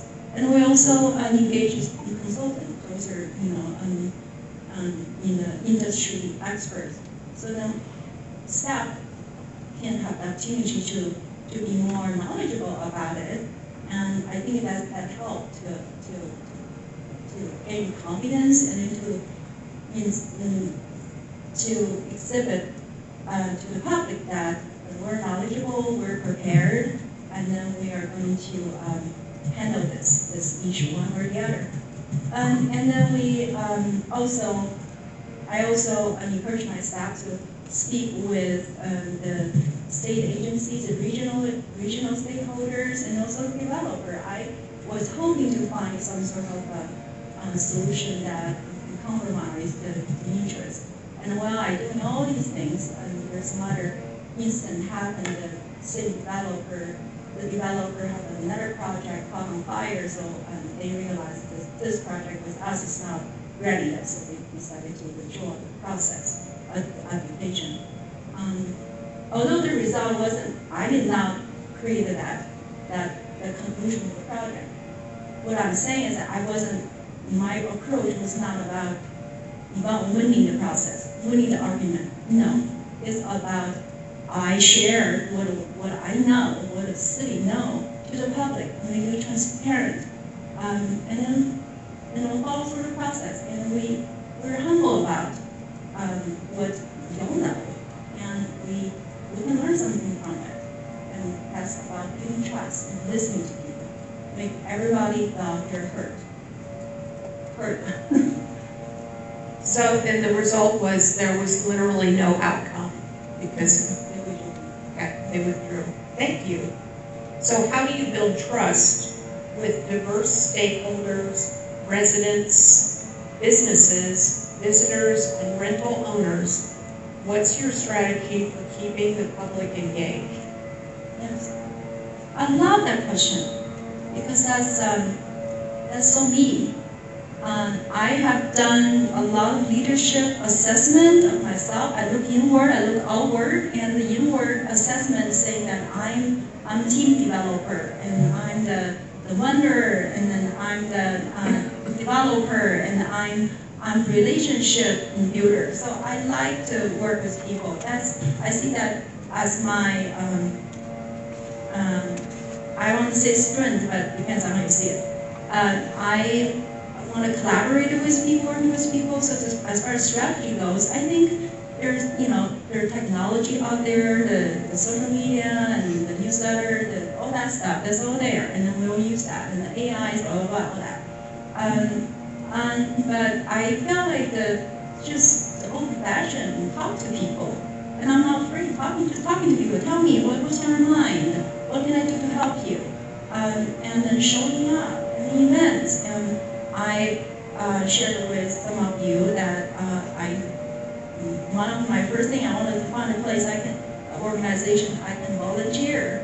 Not that I will have a great time, but I wanted to be contributing. But I want the community to see me as a whole person, not just the city manager behind office doors. I want to be out there and share the same concerns, celebrate the same joy with community. So yeah, really, strategy is nothing I say that you don't know. It's really just talking to people and be sympathetic with everybody's situation and hear them out and always have an open door and be responsive. I think that's also a hallmark of my public service philosophy, is be responsive. Thank you. What's your experience with coastal preservation and emergency management? How would you prepare our town for hurricanes or sea level rise? That sounds like California, sea level rise. How to prepare hurricanes? From my perspective, my first major job was in Florida, and I helped that city to close out the hurricanes. So that's a process, very heavy process, tedious process. So that's recovery. And I learned that preparedness should go. If you have a good preparedness plan, then you would, when the recovery will be much easier. So after all these years, I think if the city doesn't have preparedness plan, the city has something on the website, so we should follow the preparedness plan. And then we wanted to, again, reach out to the communities and to meet where they are, to explain, you be prepared, how to prepare. Do you have a kit? Do you know where you go? Do you know the evacuation route? Do you know, do you have a plan? Do you have all these? And if you don't, let's help you to get you ready. Have you signed up for the reverse, the red coat red? Have you done all that stuff? So there's things that we want to do, and the city can, with county's help, and maybe even regional, we can do a workshop for the community to come through to get ready for these things, and especially during before the hurricane season. It's become a year-long process now. You want to push out some campaign. Hey, be prepared, be prepared. That's what I learned in California. That California is very organized on the on the emergency preparation, they push out, the state agencies call fire, push out all this information before the fire season, and then it's everywhere, the social media, the TV, they give you material so you can just use them, readily use. So what I would say is that I don't really think it will be very challenging because these things, every city are doing that in Florida, and we just can borrow others to change it up and then to push those out, do a campaign and make our residents to be prepared. Thank you. Questions? Oh, sea level rising, right? Yeah. Yes. Well, I love that subject. And that's a more a policy level discussion. And I know county are working on towards these kind of discussion as well. I think from small city, I want to be realistic. We are not environmental expert, so we will need to be mindful of that and to talk to our regional folks to be consistent with the effort, what that the steps, and then for us, we wanted to focus on what we can do. Environmental conscious, the city has its own solid waste collection and service, and then the recycle, not to save our coast, not trash the beach. All these are a good measure to protect the beach, not necessarily change the climate, but it's going to, because little things count. We want to build a culture that is sustainable. We want to keep the beach clean and pleasant for generations to come. So that can also be our brand, create a brand in the city of Indian Rocks Beach. We love our beach. We want to protect our beach. And these are the little things you can do from micro level. And so then that's, in a way, we be the steward for that. So things we can do. Thank you. How do you balance supporting local businesses with managing seasonal tourism while protecting the town's character? What is your approach to short-term rental compliance?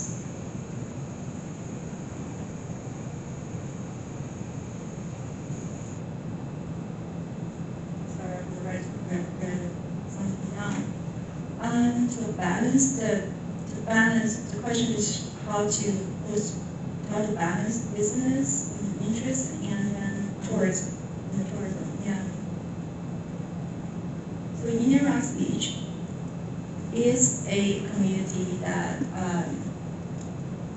impacted by tourism, and you welcome tourists, hundreds of thousands of tourists every year. And even though you're very small, here's very small city, and I think that's why my mother-in-law found here in Erie, and she ended up the apartment lived here for a while. That's why I was attracted here, because beauty, because charm. So you cannot change that.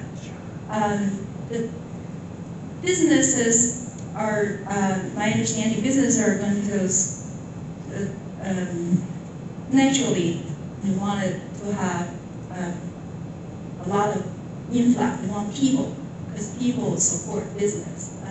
So then balance that required leadership, that required policy, that required communication. Everything comes to finding the middle ground, and then it's not everybody can get all they want, but at the end of the day, you need to find a middle ground and communicate that. And then right now, the common ground would be we want our charm. We wanted to support the quality of life, and we wanted to also, have enough resources to pay for this kind of quality of life. the resource, the city revenue source is property tax. That tourism brings sales tax that have to be distributed among every city, and then the bed tax those are being distributed among all the cities in the county, and that's a separate issue that I have issue with. But altogether, it's a balancing act. And what is your approach to short-term rental compliance? Thank you, Mayor. So on that, okay, we have. So I can share with you what I have done on the short-term rental end. You want to strengthen your own process. You want to strengthen your procedure. And in my experience, in my last city, there's ordinance in place. However, there's no clear mechanism to support the ordinance at a time. And for example, simple things, if you want to find the number of short-term rentals, how much money they bring in, and how many illegals are out there, it's not very easy to find, which is interesting. And then that's, in my experience, that was because the system, you'd be surprised, the system, in the back end, they don't talk to each other. The finance and the community development, they did not hold their hands together. In my case was because we were using a third party to do the processing, and then the interconnection was lost. So we first changed that, so then we talk to each other. We bring the operation and our in-house.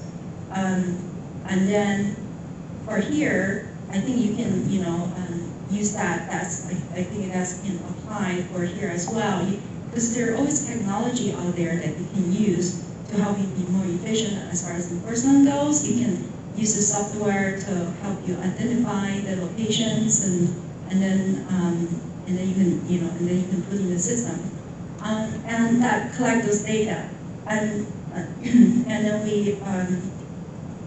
you have your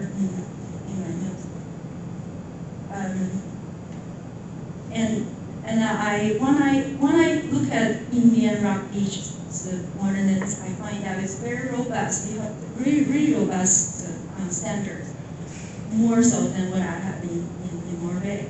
So the city could just, what I did, I shouldn't tell you what to do, but what we did, we weed out a lot of illegals just through any review process, because then you have to check out, listen, have you done, do you have parking, do you have enough parking, have you done your inspection, do you have sprinkler, do you have sign, do you have, have you paid your basic registration fees, ownership change, all these things, they surface when you do this audit and then the review process. And so through that, you weed out people the illegals. So that's a more non-controversial process, I have to say, because it's more procedural. You don't need. We'll give you a chance to meet the requirements. If you don't, then you're out.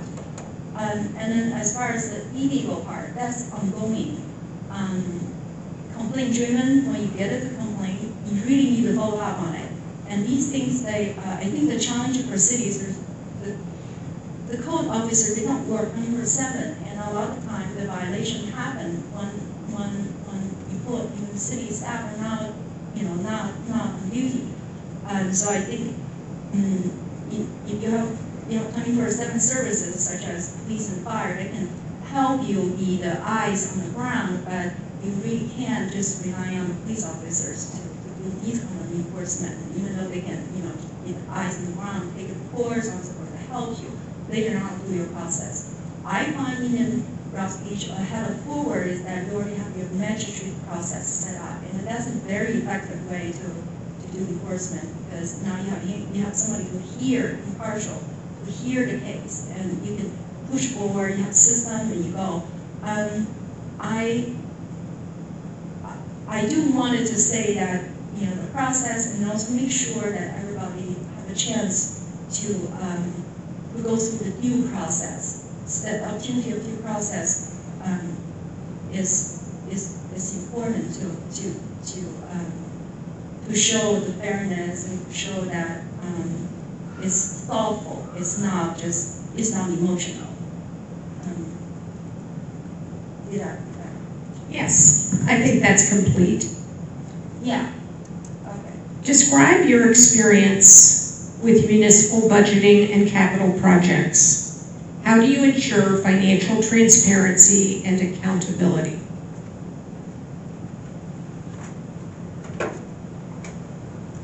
I want to say that's ingrained in what we do. The system already set up such that you have a new budget process which is open and transparent, and then after throughout the years, you will have to report quarterly status report. I don't know if city council get to see that, and usually as city manager, I would review the quarterly with finance structure, to review the quarterly general ledger to see where we are compared to the budget, and then see where, you identify gaps, and you can, at that time, you can solve you can talk about it and see whether it's just timing issue, or it's actually a miscounting mistake, or it's actually a big mistake, where it's not, resources not there. So you can make adjustment along the line, and when you finish your year, you have the audit process. Auditor, third-party auditor will come in to make sure that you did everything correctly, and or the GASB rules that you follow through. So is continuing that, and before you do the audit, you start next year's budget, then you're going to talk to the city council about, hey, these are the revenue, these are the expenditure. What's your priority? How do we pay for that? So that's, I think, as far as from a technical standpoint, there's a system in place for transparency. Now, from strategic and policy perspective, that would start from perhaps a strategic plan, goals, and that's the city council and city manager and the community need to get together to say, what's your priority? And then our budget can tie into your priority. You can do a priority-based budgeting, or you can that's especially in a tighter budget, which that's what I'm used to. Everything's prioritized. We will never have enough money to do all the things we want. We just have to prioritize, okay? Then everybody will agree, these are the things we're going to prioritize. And then the money, you tie to it. And again, there's technology out there, there's software. Normally we use this project module, and an open ClearDAO is very interactive. You click, you have something here showing you what it's about. I'm not saying that we should do that. This spreadsheet can't just do that job. That just take, you don't have to have expensive technology solution. It's nice. If you have resource, you have the staff to manage that. That's nice. If you don't, you can just do a spreadsheet and make sure that people understand what you're talking about. That's kind of, I just want to keep it simple. I think that's probably the best. I love how your mind works, Yvonne. I do. So what's your long-term vision for Indian Rocks Beach, and what would you prioritize in your first 90 days?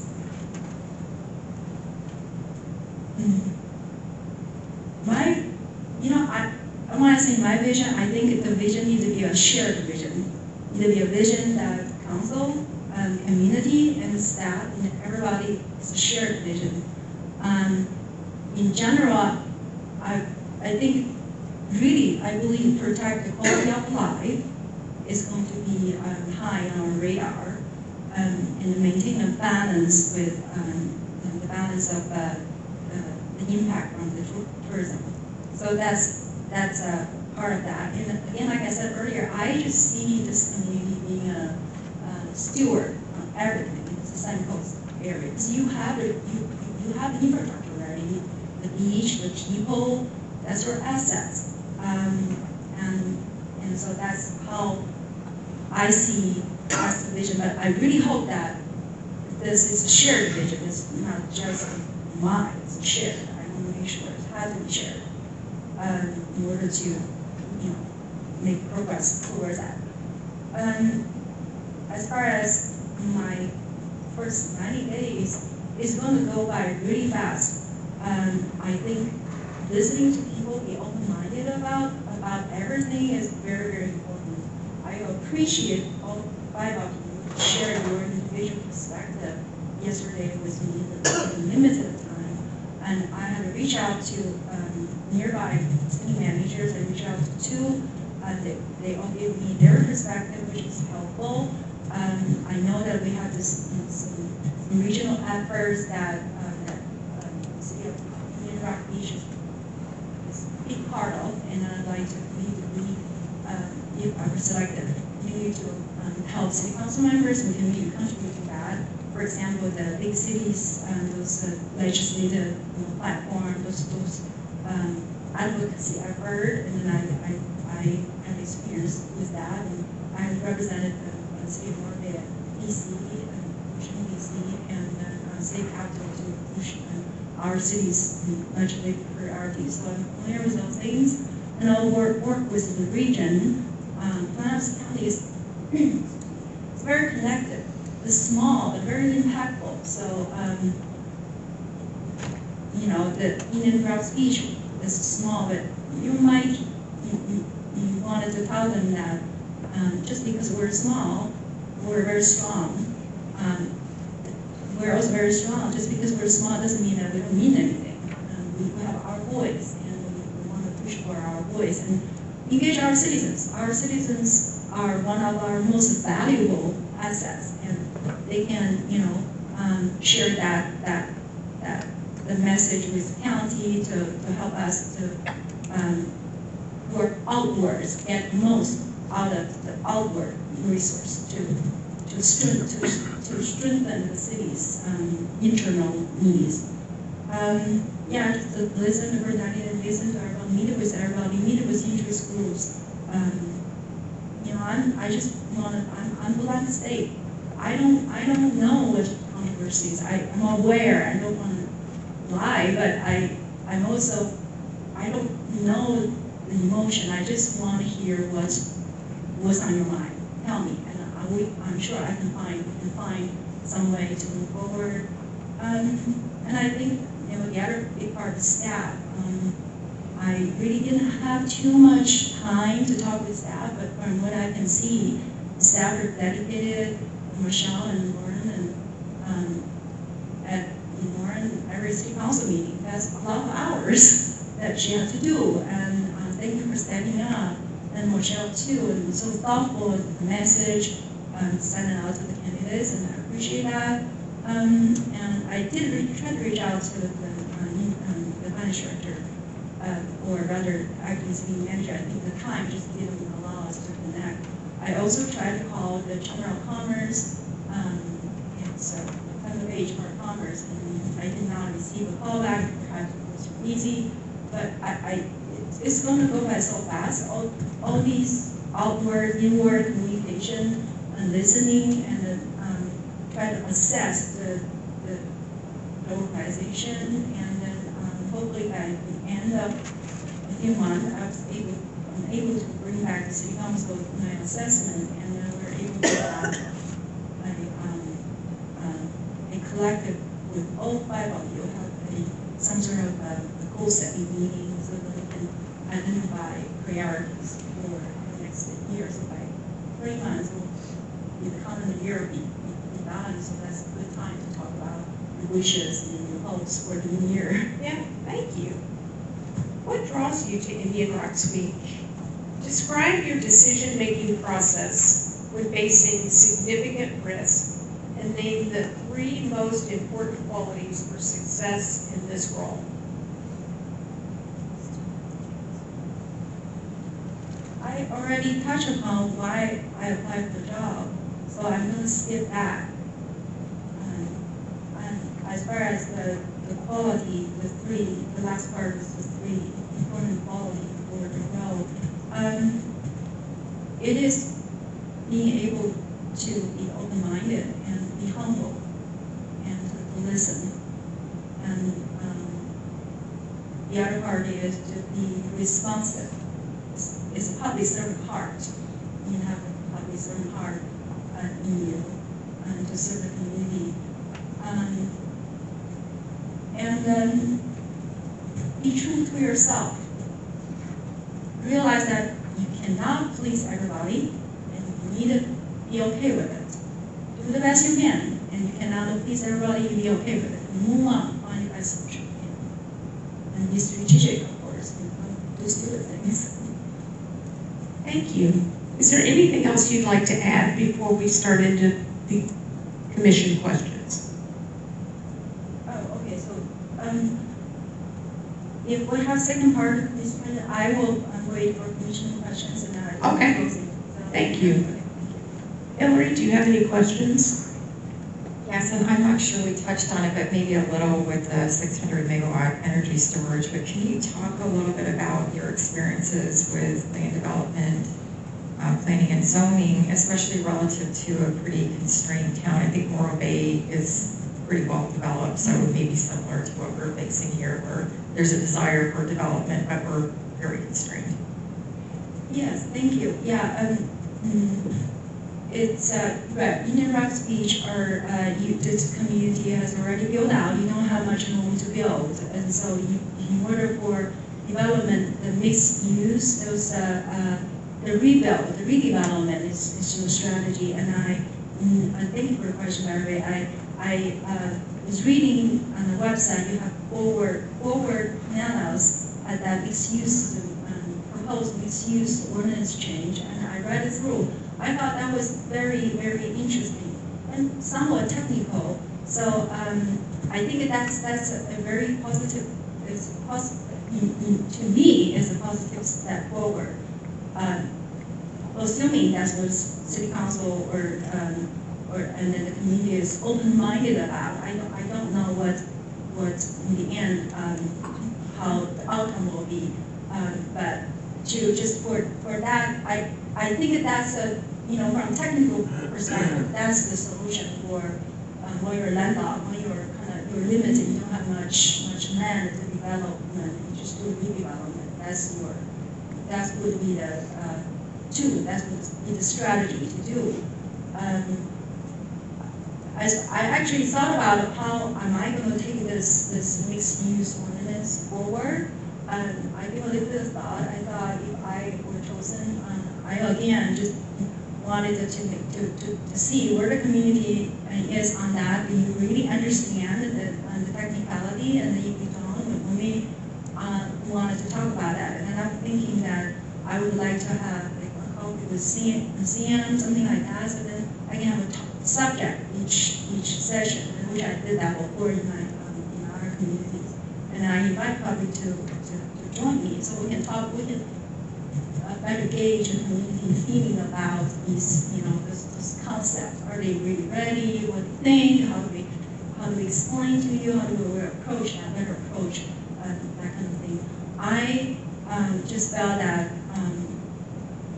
especially for redevelopment, for development of a small city, anything we do want to be thoughtful.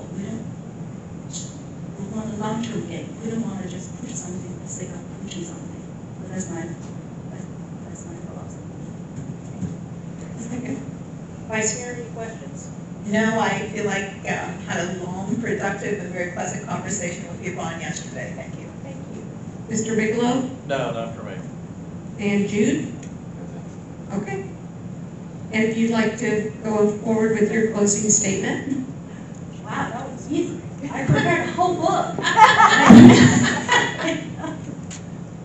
Okay. I already expressed my gratitude to the council, the staff, and Pam, and the public, and I want to say that again. Really, to make the community strong, it takes everybody to be together to do this. And I already felt supported because of mentors and colleagues like Pam and the association behind this, this small community.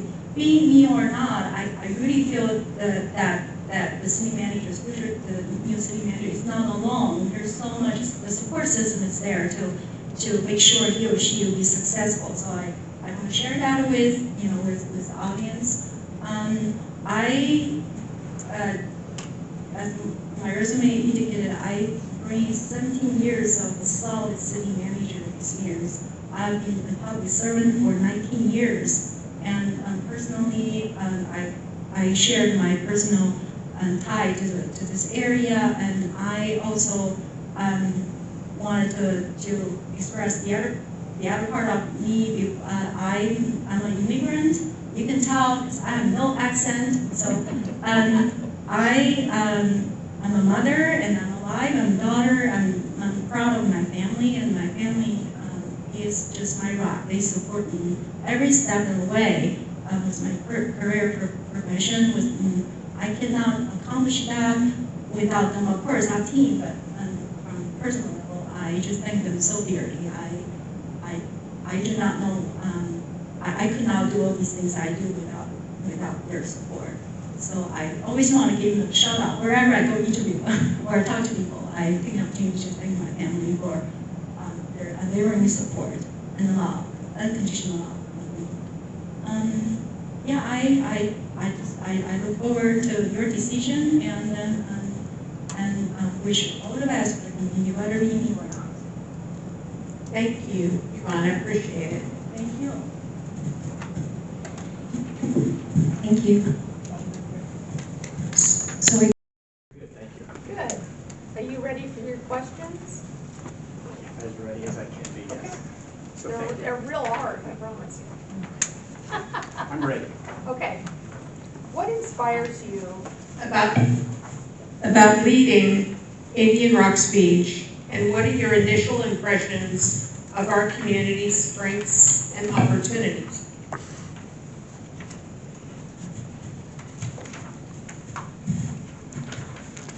To answer your question, I'd like to say that, being able to lead a team of individuals that are committed to working and dedicating themselves is something that I aspire to. Throughout my military career and my local government career after, I've always strived to work sure that there's a strong team and done everything possible to lead that team. It's important that team members feel appreciated. It's important that individuals are understood what their wants and what their needs are. And building a team builds success. And it's something that doesn't happen overnight. When I saw the ad for Indian Rocks Beach, I called Greg Mims, who is the former city manager here, and had a discussion with him about the going on and the vibe within the community and how city staff was. Because it's important to understand if you're going to put your hat in the ring for something, to know, what is your team looking like? And it's an opportunity to pass on things. And Greg had nothing but positive things to say about his staff, their dedication, their willingness to serve, continually trying to improve. And those are things that are very important to me. To come into an organization and just have, somebody who's working status quo, I would be frustrated there. And this is not that community. Doing my research and understanding a little bit more about the community here in the Pines and reading newspaper articles, talking to people at the county, going through the plans that they have, I think there's a number of opportunities within the community. I know there's also some challenges within the community. There's short-term rental challenges, potential for redevelopment versus development. When I went through the comprehensive plan, I did know that the availability of space for development was very small. So that puts you in a redevelopment realm.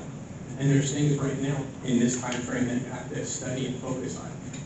We're in hurricane season again. So you have to make sure you're prepared for this hurricane season. And unfortunately, you're still recovering from last year's hurricane season.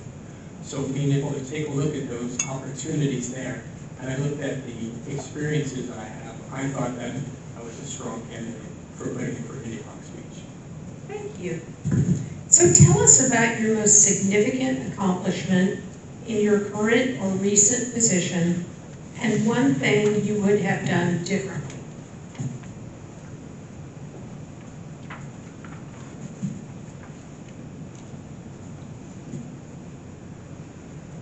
When you started that question, the first thing that popped in my head was probably being married for 31 years and having 6 kids that are just fantastic. But when you put in the piece about, in current position or last position, what I'm most proud of is that in Treasure Island, we were able to work to recover from back-to-back storms. I started my position the 1st of August last year. That was a Thursday. That weekend, Tropical Storm Debbie, or Hurricane Debbie, came through, and that was in August. And then Helene was in September, and Milton was in October. And we, as a staff, evacuated, took people out, made sure that they left the island. Unfortunately, not everybody. We set up an EOC, that was a joint EOC with St. Pete Beach in the city of Pasadena. We operated out of there, and we worked toward making sure that the community of Treasure Island could work to recover. We weren't even out of our EOC, and we weren't even in our City Hall building.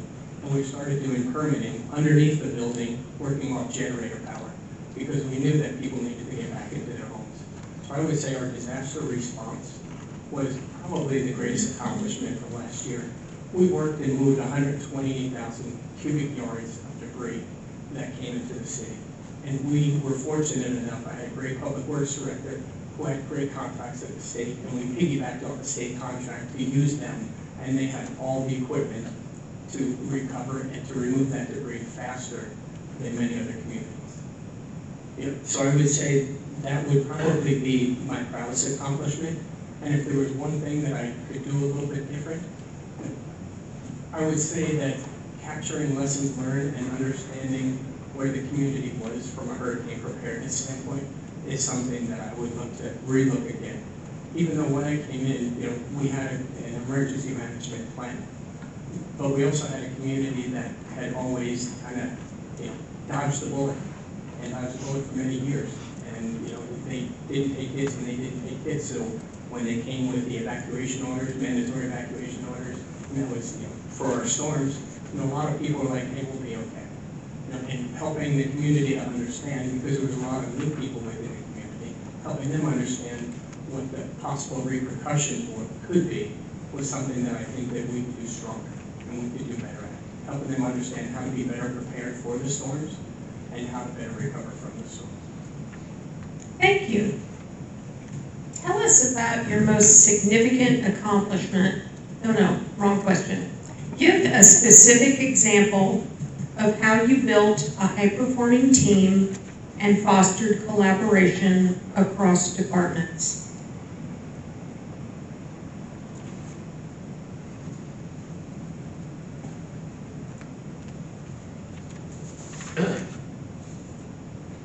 When I was in the city of Great Falls, Montana, there was an opportunity for the city to get a grant from the Department of Defense. And the grant was for a recreation center.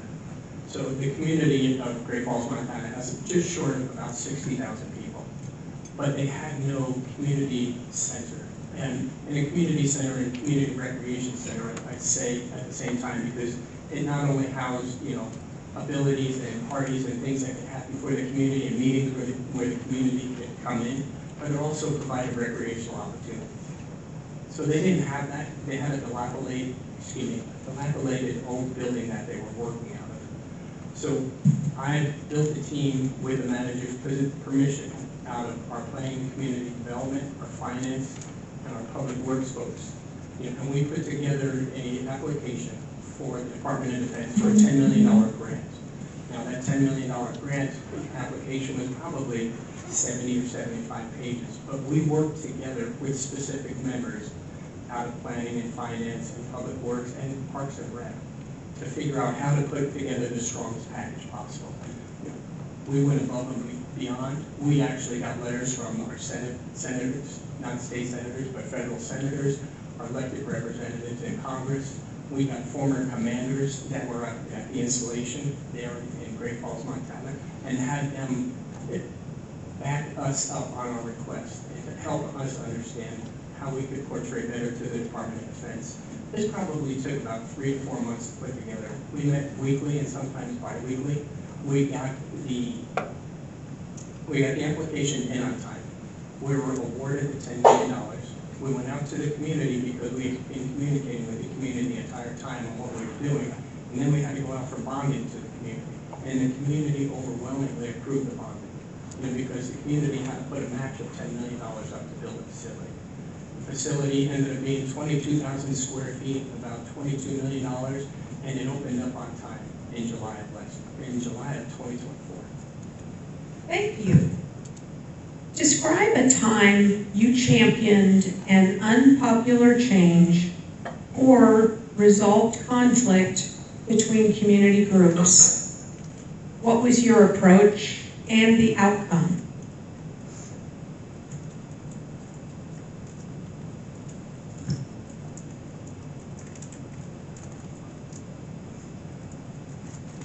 You know, that takes me back to when I was in Steamboat Springs, Colorado. In Steamboat Springs, Colorado, it's a Western style ski resort town. And you have a town that grew up ranching and deep roots in ranching within Colorado mountains. You also have a ski community that came into being within Steamboat Springs, Colorado. So you had people who had been there for generations, and you had people who had not been quite there for many generations, you know, living in the same place.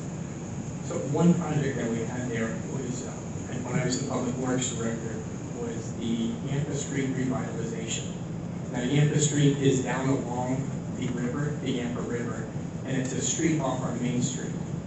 And it had been a project that had been started a few years before I got there, but it ran into considerable consternation within the community because you had portions of the community that didn't want any revitalization or vitalization and build out of Yampa Street.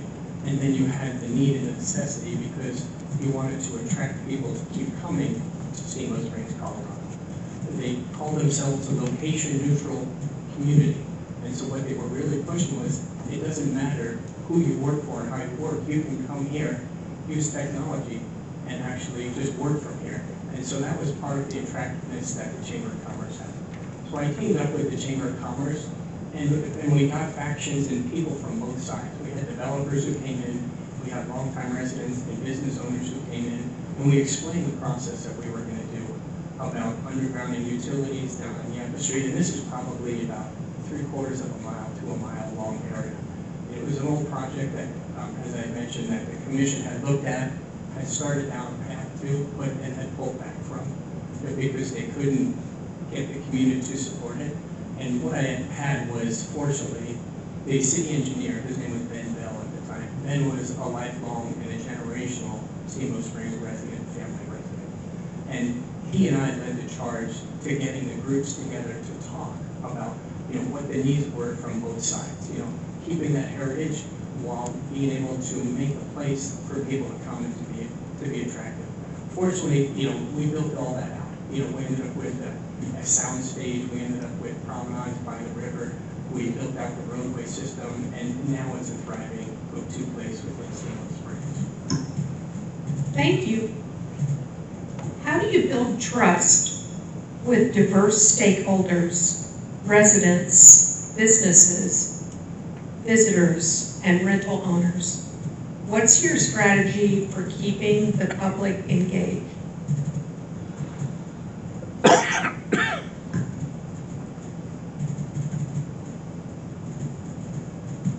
You know, what I would say to that is, in one simple word, and please don't take this wrong, communication.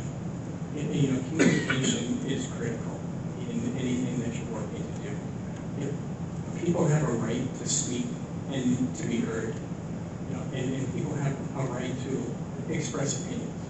You know, it doesn't mean that everybody will agree on things, but keeping things at a, you know, a professional level and being able to have conversations where individuals can be heard and where people can get together and have disagreements.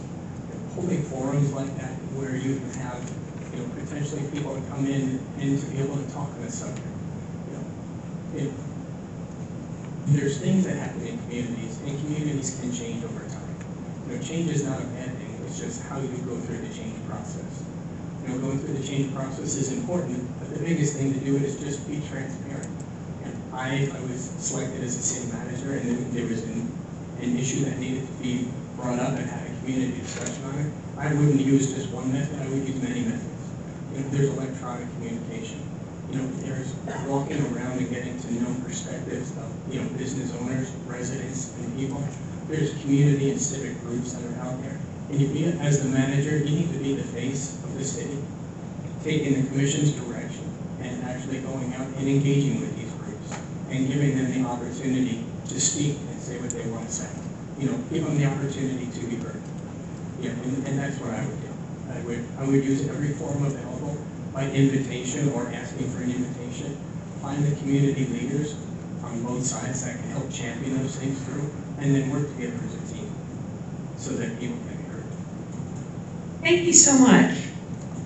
What's your experience with coastal preservation and emergency management? How would you prepare our town for hurricanes or sea level rise?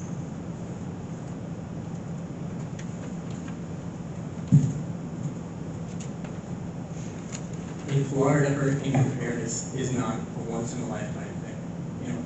It is a continual thing. It is something that happens once a year with the hurricane season, but it's something you can't take your eye off of. I recently came from Treasure Island, where I was faced with a similar question like that, and I had a commissioner ask me, "We don't have coastal experience in background." And I told the commissioner, I don't have coastal experience in Florida background, but I had lived in Fort Walton Beach and had evacuated twice out of there when hurricanes came. And we set up this one in the military, and we set up alternate command posts up in Georgia and other bases up there. But before we left, we prepared and either deployed the planes and moved them out of there, and prepared for the flooding that would happen. And then you get back and you have an emergency operations center, and you work through the emergency operations center to recover. When I was in Treasure Island, I got in there August 1st, as I mentioned before, and we were in a good place. We had a very good structure with emergency management. Our fire chief, Trip Mars, was our emergency manager, and he was dual hatted there, and he had experience doing these things. We had positions within the EOC, and we had a joint EOC, as I had mentioned before, with 2 other communities down there. And what we worked to do was to make sure we were communicating locally with the community as best as possible and keeping the word getting out there. We primarily use social media to provide updates to the community.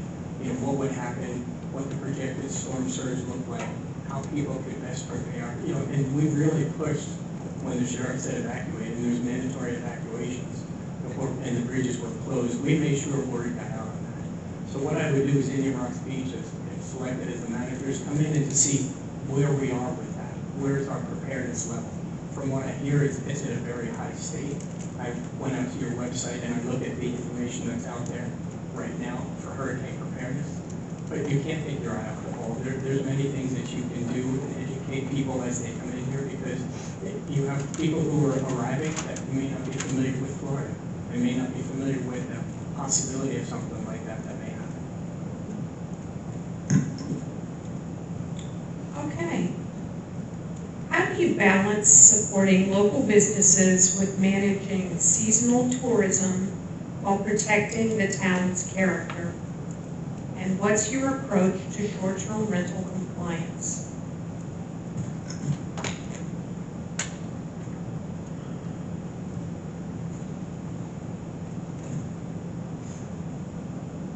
If I could, going back, I did leave out a portion from that last question. Thank you very much, Mayor. What I'd like to also pass on is, I know the city is part of the Pinellas County beach renourishment and dune restoration. Beach renourishment and dune restoration are very important because that provides a barrier from the Gulf to the community. And being a part of those 2 efforts, not only help the community, but help the residents specifically. You want to make sure that you can take advantage of these projects as much as possible. And I'm glad to see that, Indian Rocks Beach is going to be in there.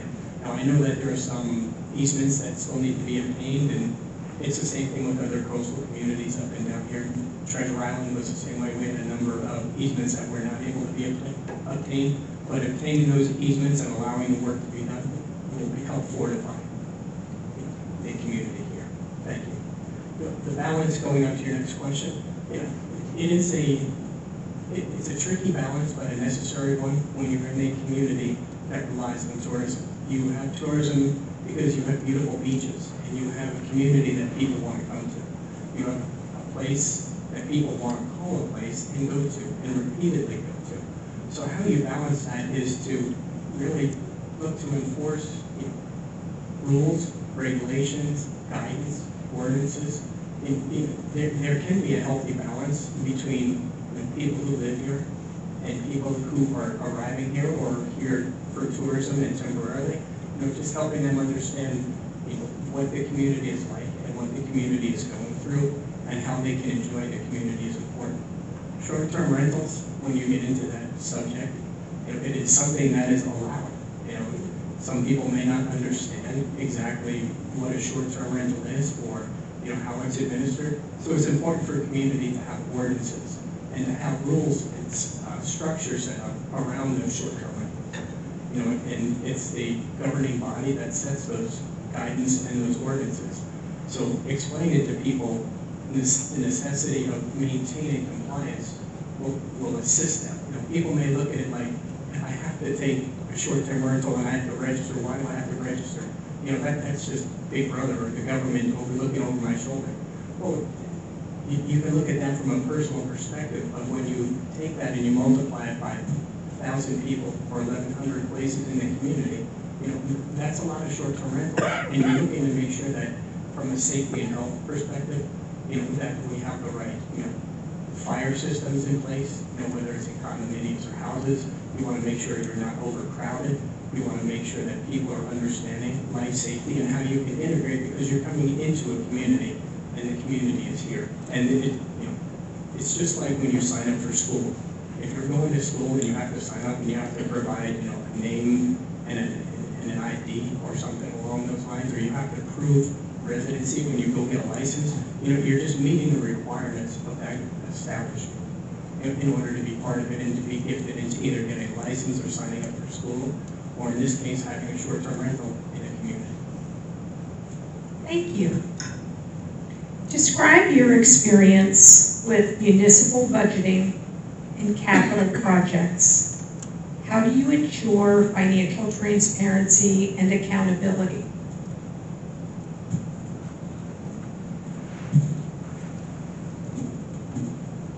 I've been involved with municipal budgeting for quite a long time. When I was a public works director in Steamboat Springs, Colorado, I came up and I had to present the budget every year. And when I was a department head, it wasn't the finance director that actually formulated the budget, although they were in charge of the budget. The directors actually came up with their budget, and then took it to the finance director, worked with them, presented it to the city manager, and then the department head actually worked and presented it to the commission for approval. When I was a deputy city manager in Great Falls, Montana, I was involved in every single budget. I was involved with the capital improvement program budget, the general fund budget, the overall budget. I approved all authorizations for expenditures above $5,000. So I've been involved with budgets for numerous years. When I was in Treasure Island, I walked into when we were looking to complete the budget at that time. But what you have to do for accountability and transparency is sometimes ask the hard questions. There was you have to have accountability and ask hard questions. Because sometimes people will just go into a budget and just say, hey, this is what our budget was, let's throw 3% on there this year, and just to put it in there. I kind of like that zero-based budgeting where you go back and you scale it back to the very beginning, and you say, okay, let's pretend you're building this up from the bottom. And how are you justifying what you're asking for?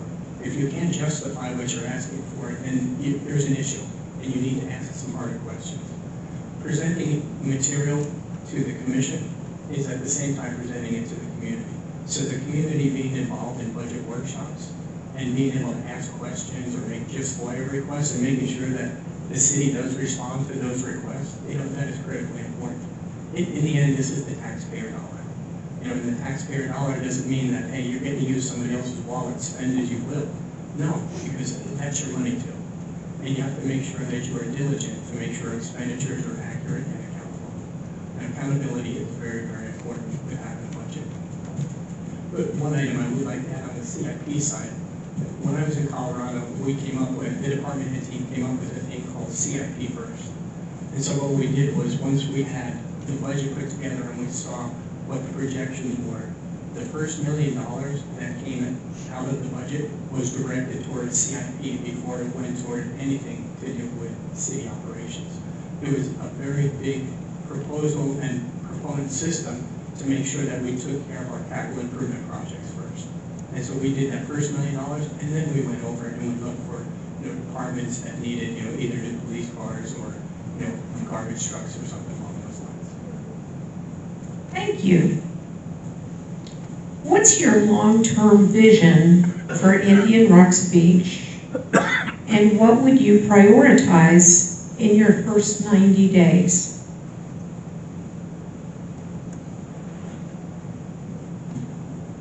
Indian Rocks Beach has got a phenomenal reputation. It's a place that people want to be. It's got, I'll say this and please don't be offended anybody, it's got a quirky vibe that is just awesome. It is a place that you feel comfortable with. It is a place that you can enjoy. I went out last night after we finished up with our interviews yesterday, and I went down Elk Boulevard and walked down to probably about a mile down and jumped across the street and walked back up. And being able to see people doing what you were doing, walking on the street, going to the establishments, people were laughing and having a good time. So, Greg Mims was a phenomenal city manager here. He was here for 12 years. And he had a vision for taking Indian Rocks Beach to where it is today, with the commission guidance.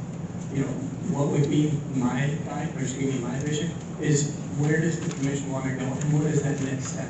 There's some challenges out there. There's some challenges having to do with short-term rentals, redevelopment, mixed use. We've got the dune restoration and the beach renourishment. Revenue streams are always something that can be looked at. I think that you are one of the only communities that doesn't have a paid parking program. I'm not saying I'm a proponent for paid parking. I'm just saying it's probably a community discussion, because when you have a place that people can go to easily, sometimes you get inundated with the amount of people that will come in because it's free. This is a good community that has a lot of homegrown businesses and people that want to be here and stay here. So I would want to work with staff, following commission direction, to tackle those challenges, create opportunities, and look for places that we can be successful together and take Indian Rocks Beach to its next level. Thank you. This is your last question, Chuck. What draws you to Indian Rocks Beach? Describe your decision-making process when facing significant risk, and name the 3 most important qualities for success in this role.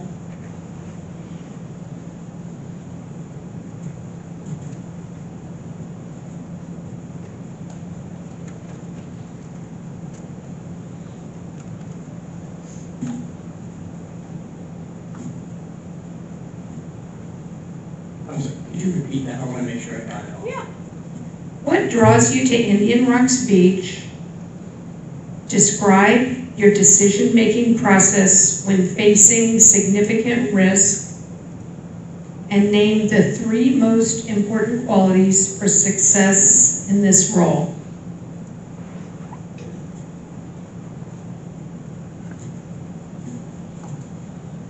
What draws me to Indian Rocks Beach is a few things. It's an opportunity. It's an opportunity to be a part of a coastal community, a place that it has a sense of being, a place that you want to belong to. Leading local government entities is something that I aspire to when I get out of the military. Being able to have an influence and to help a community is something that I've always wanted to do, and I strive to be able to do that. That, and knowing that Indian Rocks Beach is in a great place.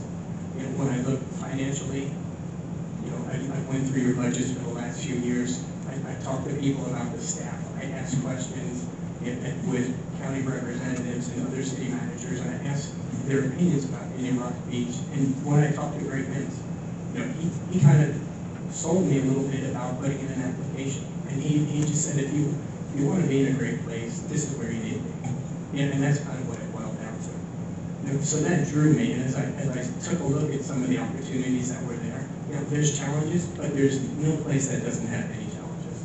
You just have to figure out how you're going to maneuver through those, and who you're going to team with in order to make that happen. So having a strong staff in a great place is something that really attracted me to come to Indian Rock Beach and to put in for the position. For the decision-making process, having to go through, and I think you said the word, go through the decision-making process with... When facing significant risk. Okay, when facing significant risk. The city manager is not always the smartest person in the room. And taking outside input from people is critical to what you do. Now, the city manager is the leader, but when you're walking through a decision-making process in a critical situation, you have to assess where you are, what you know about something, but you always have to be open to input. Input could come from an individual who's a subject matter expert, and even though they're not the decision-making authority, hearing what they have to say is critically important. There could be an issue, it could be capital improvement program-wise, it could be, policy-wise. The city manager does not set policy, executes the policy. But what the city manager does in that critical role in trying to make a decision is to reach out and get all the information you can in a shorter period of time so you can be decisive and take action on what you need to do. So I am always open to input. I actually ask people for their thoughts when I'm considering doing something, just to see if I'm checking myself to make sure that I'm not going in one direction and one direction only. The 3 qualities for success. That's funny, because if you had asked me at the end, I was going to ask the commission, what would you see as what are the 3 items that the city manager would need to have to be successful here? And I think they need to be approachable, communicative, and they need to be transparent and involved. I think those are 3 things that the next city manager would need to be. What you need there is communication you can't overlook. There's avenues that you can provide communication, not just to the commission and to the community. It could be a weekly update to the commission. It could be, not just a press release, but maybe using social media to get some information out there. There's a number of forums that you need to use in order to reach everybody. Not everybody will follow a press release, and you have to find out, the pulse of the community to find out how best to communicate with them. There was an idea that a manager had that I picked up on when I was in Montana, and he just had that thing called a manager's minute. And so every Monday, he would send out an email. He built an email list of community members, and he just had a manager minute. And he would just send out something to the community to talk to them about either an upcoming project or something that got accomplished, or looking for input on something. And that was a great way for them to do that. But being communicative is very important. And there's a very large number of groups within the community. I think Action 2000, I think, and IRB Home, which are 2 groups that I would like to find out more information about, and meet their leaders and talk to their folks, because you have to be out there and be the face of the city staff. You're not going to be the face of the commission, that's the mayor and the commissioners, but you need to be lockstep with them and talking to the community, and you need to be engaged. In the first 90 days, that's probably some of the biggest challenge that a city manager has, is how do you get after those community groups, those individuals, those community leaders and residents, and let them know who you are, what you're looking to do, what you want to do, and at the same time getting their input on what they think they need to happen within the community. Those are things that are critically important. So I would say the communication piece, talking to the city staff team is very important. You have to establish that bond. A longtime manager who had a reputation and built trust with that staff. So staff is automatically going to be a little bit hesitant about, okay, who's coming in next? We were used to Greg for such a long time, and they're evaluating the candidates also, and they're taking a look at, okay, can I work and can I have trust with this individual? Can I be part of their team and follow their leadership? You know, and that's critically important too.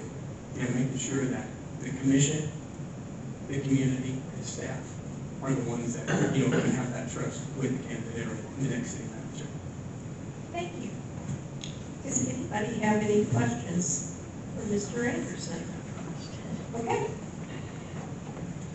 Hi, I just wanted to follow up on the hurricane recovery. I mean, you know, we all had trial by fire the last year for sure. We learned a lot about hurricane recovery, preparedness, and about ourselves.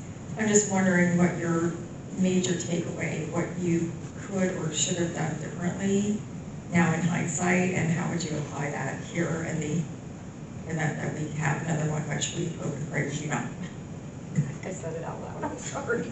Right. You can't put the jinx out there, don't do that.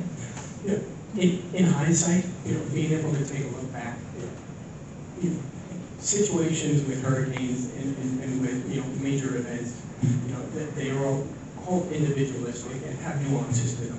When I look at last year's recovery efforts that we did in Treasure Island, you know, I was very happy with how we responded, how we evacuated people out before the disaster and after the disaster, how we were able to marshal FEMA assets and get in, you know, food and water, and electricity, and cooling stations, and places for people to go so they could get information. There, we did tremendous things, but there's always items that you can improve on. I didn't get the chance to complete it, but I did pass it on before I left, was to make sure that our emergency manager, our fire chief, was building, and he started building this before I left, was the lessons learned. You know, what are the things that we did right? You know, what are the things we could improve on?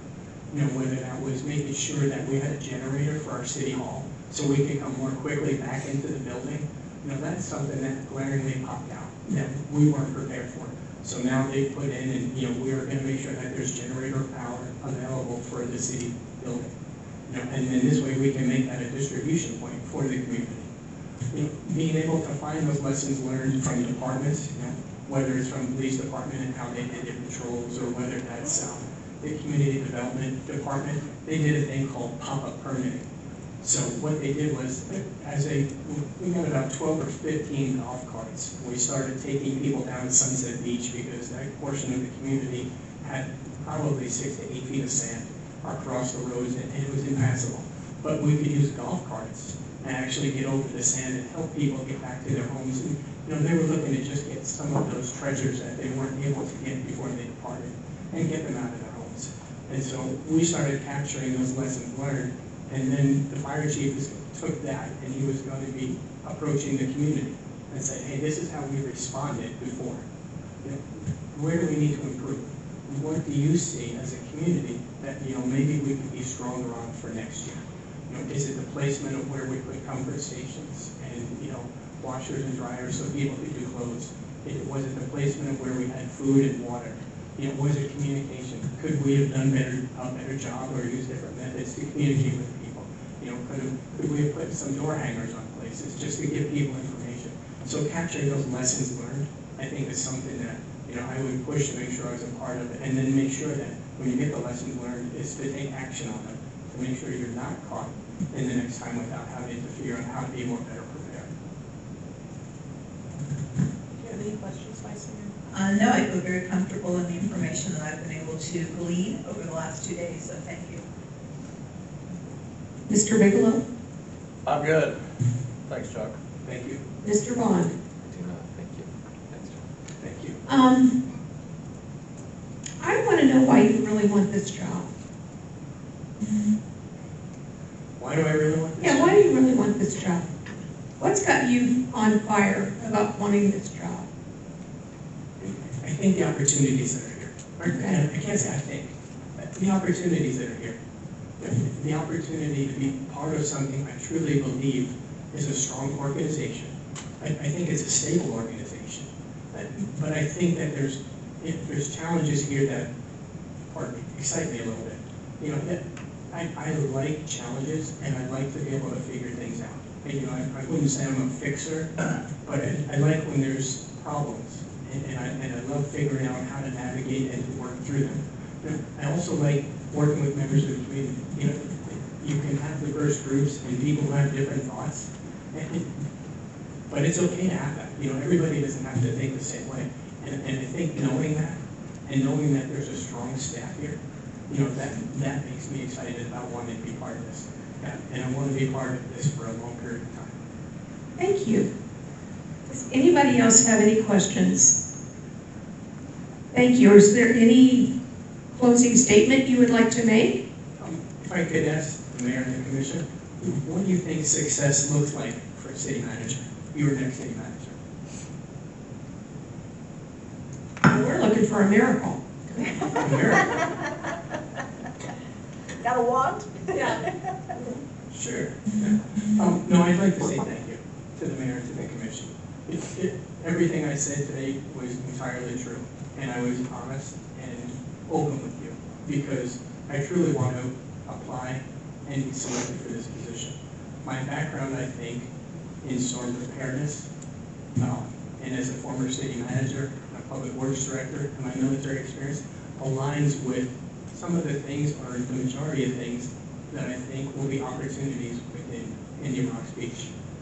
I know this selection that you will make will be a difficult decision, but I feel very strongly that I'm a good candidate for this position, and I appreciate the opportunity. I appreciate the chance to come talk to you, to meet with you yesterday one-on-one, and to see members of the community out here, because that means that members of the community care about who's going to be the next city manager. So thank you. You're welcome. Thank you. Lauren?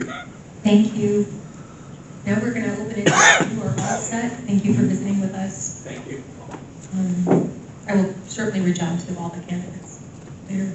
We're going to open it to public comment now.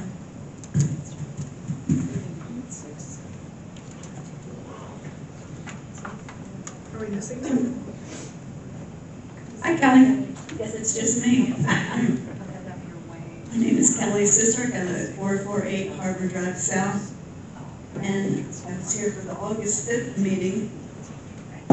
And at that time, I said that I was hoping for a change in style, leadership style. And I was looking for someone that exhibited openness and who was a collaborator, a people person, that could develop our city staffers and not try to micromanage each department. And in listening to the 4 candidates today, I heard the sentiments the most in the comments of Brian Henderson and Chuck Anderson. And neither of these individuals have the most experience in the position of city manager, but I think they have the communication style and the collaborative approach that would be the best fit for our city. So I would be happy with either of those choices. Thank you. Thank you. Hi, John. John Fansfield, 448 Harbor Drive South. I thought the commission did a great job in handling this. You selected to organize that, how efficient it was across the board. It really gives me a great deal of faith in what's going on. I was once asked to judge a art contest of young children. And sometimes it's so hard to make a decision, but I think with these people that have come before us, you have some very clear choices. And like Kelly, thought Brian was terrific. Chuck was good too, but I can stand with Jan on her caution about one of the persons who fully agreed with that caution. So anyways, I think you guys did a terrific job, and I look forward to who you're going to select. Thank you. Thank you. Hi, Beth. Beth McClellan, 481 Harvard South. Did David Harville? He's in holdout. Okay, confused. I didn't write any notes in it, but I just wanted to say that there was, I think, some very good, first of all, we're a tough crowd. We have a high expectation.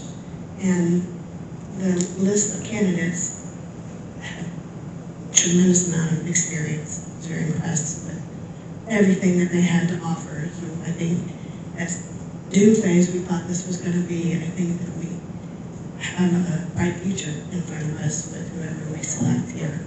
For me, as far as a standout candidate, someone who is engaging in the community and listening to the residents is extremely important at this point.